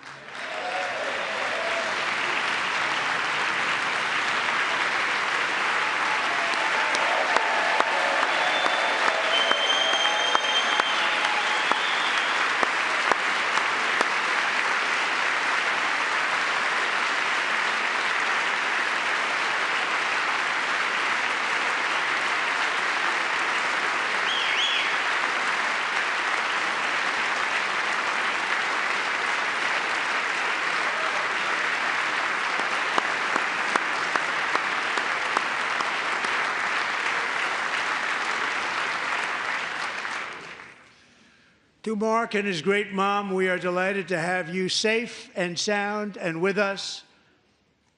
As fate would have it, Mark Fogel was born in a small rural town in Butler, Pennsylvania. Have you heard of it? Where his mother has lived for the past 78 years. I just happened to go there last July 13th for a rally. That was not pleasant. And that is where I met his beautiful mom right before I walked onto that stage. And I told her I would not forget what she said about her son. And I never did I? Never forgot. Less than 10 minutes later, at that same rally, gunfire rang out, and a sick and deranged assassin unloaded 8 bullets from his sniper's perch into a crowd of many thousands of people. My life was saved by a fraction of an inch, but some were not so lucky. Corey Comparator was a firefighter, a veteran, a Christian, a husband, a devoted father, and above all, a protector.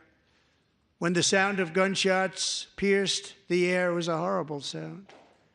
Corey knew instantly what it was and what to do.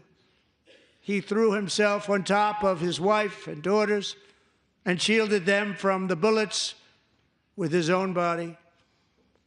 Corey was hit really hard. You know the story from there. He sacrificed his life to save theirs.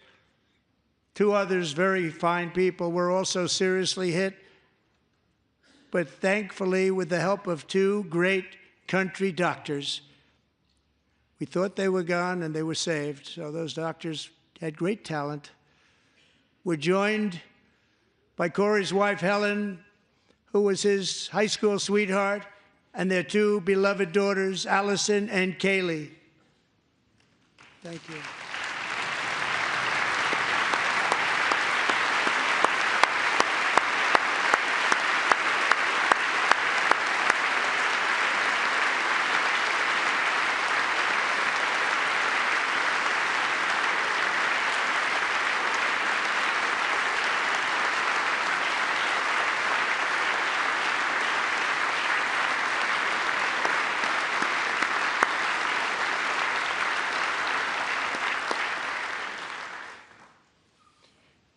To Helen, Allison, and Kaylee, Corey is looking down on his 3 beautiful ladies right now, and he is cheering you on. He loves you.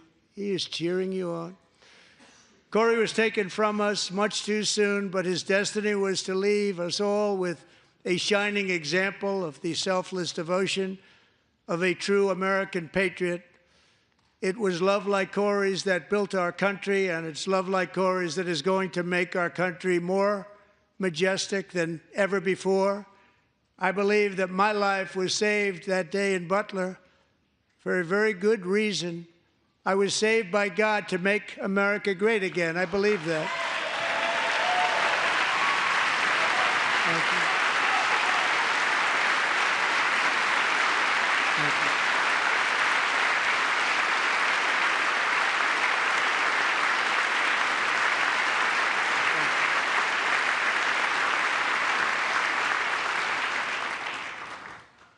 Thank Thank you very much. From the patriots of Lexington and Concord to the heroes of Gettysburg and Normandy, from the warriors who crossed the Delaware to the trailblazers who climbed the Rockies, and from the legends who soared at Kitty Hawk to the astronauts who touched the moon, Americans have always been the people who defied all odds, transcended all dangers, made the most extraordinary sacrifices, and did whatever it took to defend our children, our country, and our freedom.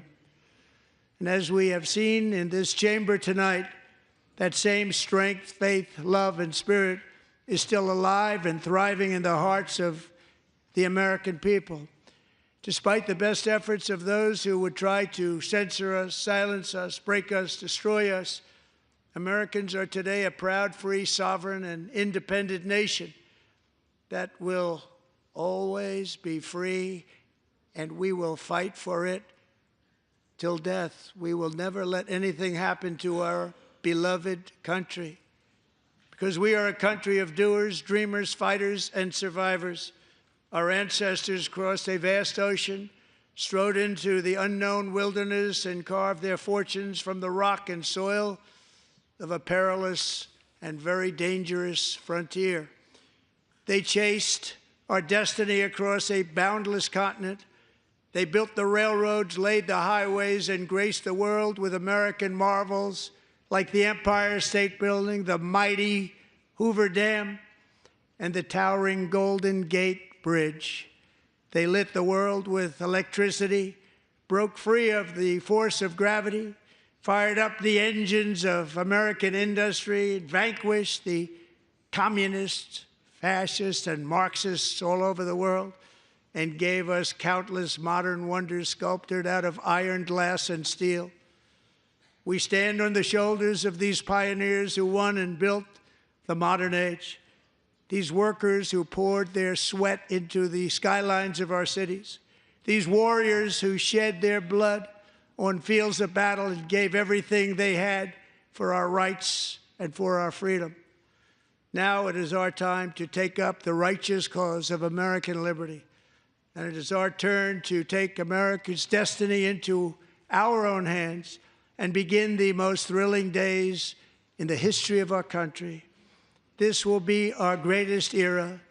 With God's help, over the next 4 years, we are going to lead this nation even higher, and we are going to forge the freest, most advanced, most dynamic, and most dominant civilization ever to exist on the face of this earth. We are going to create the highest quality of life, build the safest and wealthiest and healthiest and most vital communities anywhere in the world. We are going to conquer the vast frontiers of science, and we are going to lead humanity into space and plant the American flag on the planet Mars and even far beyond.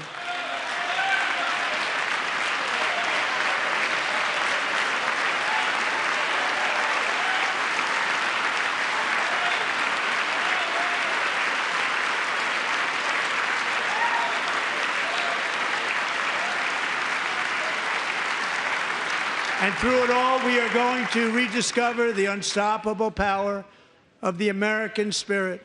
And we are going to renew unlimited promise of the American dream. Every single day, we will stand up and we will fight, fight, fight for the country our citizens believe in and for the country our people deserve.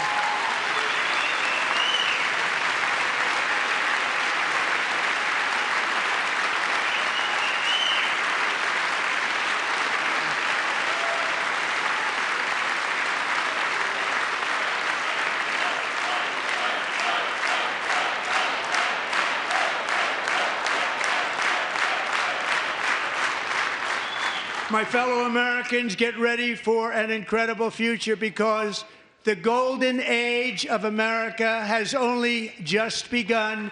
It will be like nothing that has ever been seen before. Thank you, God bless you, and God bless America.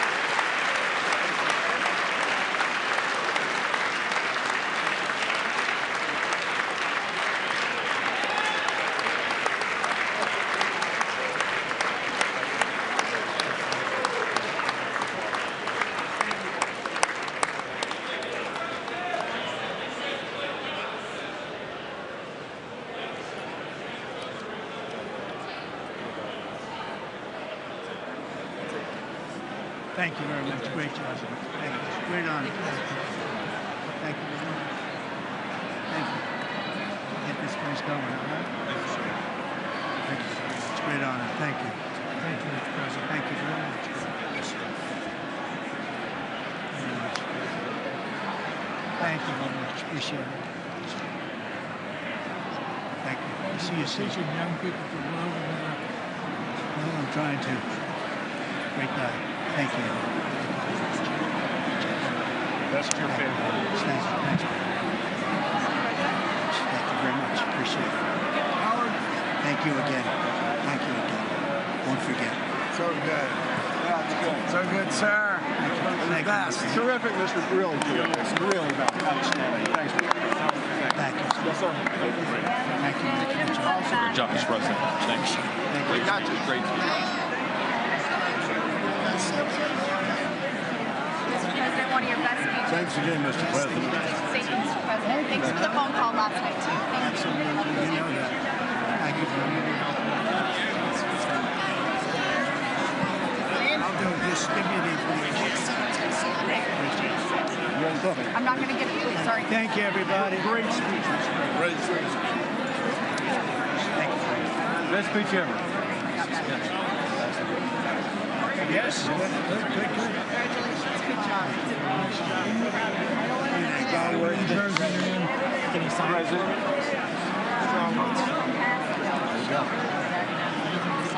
President Roger Williams, thanks for the call. I love Roger Williams. Thank you.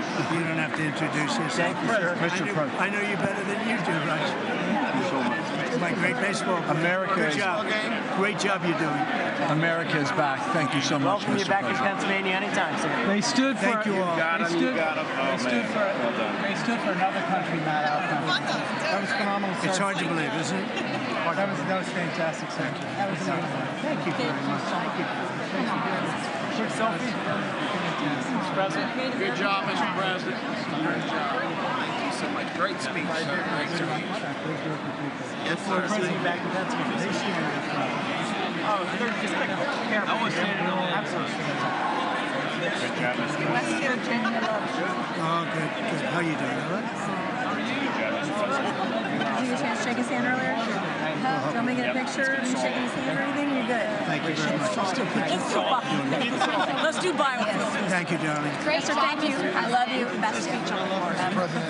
Yeah, it was so good. Thank you. So good. Hey, you rocked it, Mr. President. We're with you. 100%. Crushed. Thank you. Really good. Congratulations. President. Best speech ever. Thank you. Fantastic. Mr. President, that was a great speech. That was awesome. God bless you. It was. Thank you. Great job. Let's go. Get down to that. You get down. Good luck. Yes, sir. Thank you. It's so great. Thank you, everybody. Good job. Thank you for mentioning God needs to help us. Thank you, Mr. President. True. Mr. President. Incredible.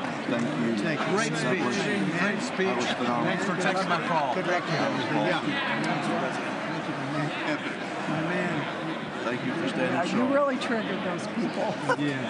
Tremendous, Mr. President. Thank Somebody you. did. Thank you so much. Thanks for the beneficial ownership and this week. That was a good yeah. one. Thanks for mentioning farmers.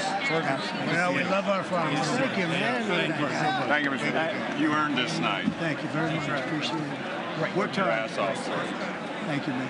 Proud of you. Thank you, Mr. President. Thank you so much. Nice to be great again, brother.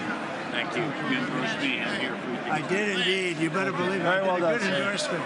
President, home run. Thank you very much. job. You killed it. Thank you, Mr. President. Thank you, everybody. You did great. Thank you. Good job. Thank you. Great to see you. Slam dunk. You're doing good. Thank you, sir. You did amazing, per usual. Thank you. I'll see you. Thank you. Yes, sir. Thank you. Go cheese. Thank you. Love you, Mr. President. Yes. Thank you, everybody. Look at this beautiful.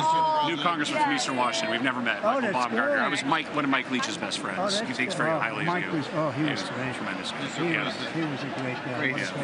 Great speech. Thank you. Thank you very much. Mr. Jr., you did a great job. Yeah, thank you very much. Home run, Mr. President. Home run. Home run. That was a good one. President, good to see you, sir. Good job. Good job. Thank you very much. Looking good. Look at him. I need to talk to you about some buildings, some public buildings. You let me know. I will. Thank you, sir. Mr. President. Gus, crazy.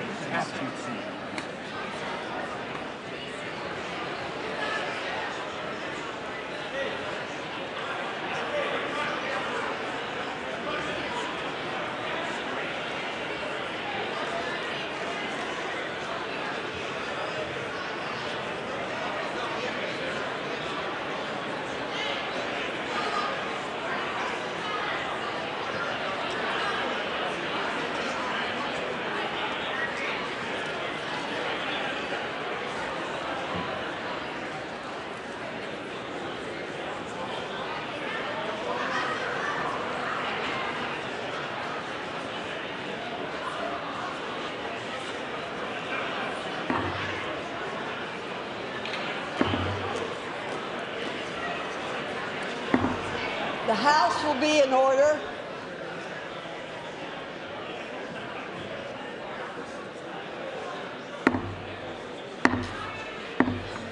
The House will be in order. For what purpose does the gentleman from Louisiana seek recognition?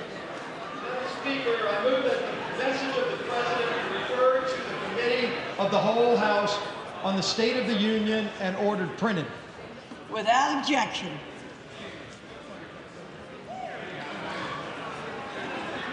Does it?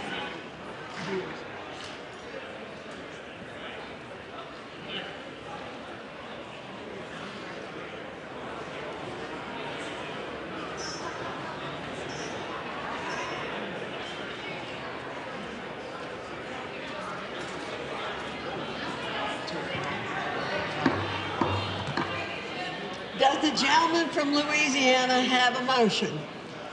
Madam Speaker, I move that the House now stand adjourned. The question is on the motion to adjourn. Those in favor say aye. Those opposed, no. The ayes have it. The motion is agreed to. Accordingly, the House stands adjourned until 10 a.m. tomorrow for morning hour debate.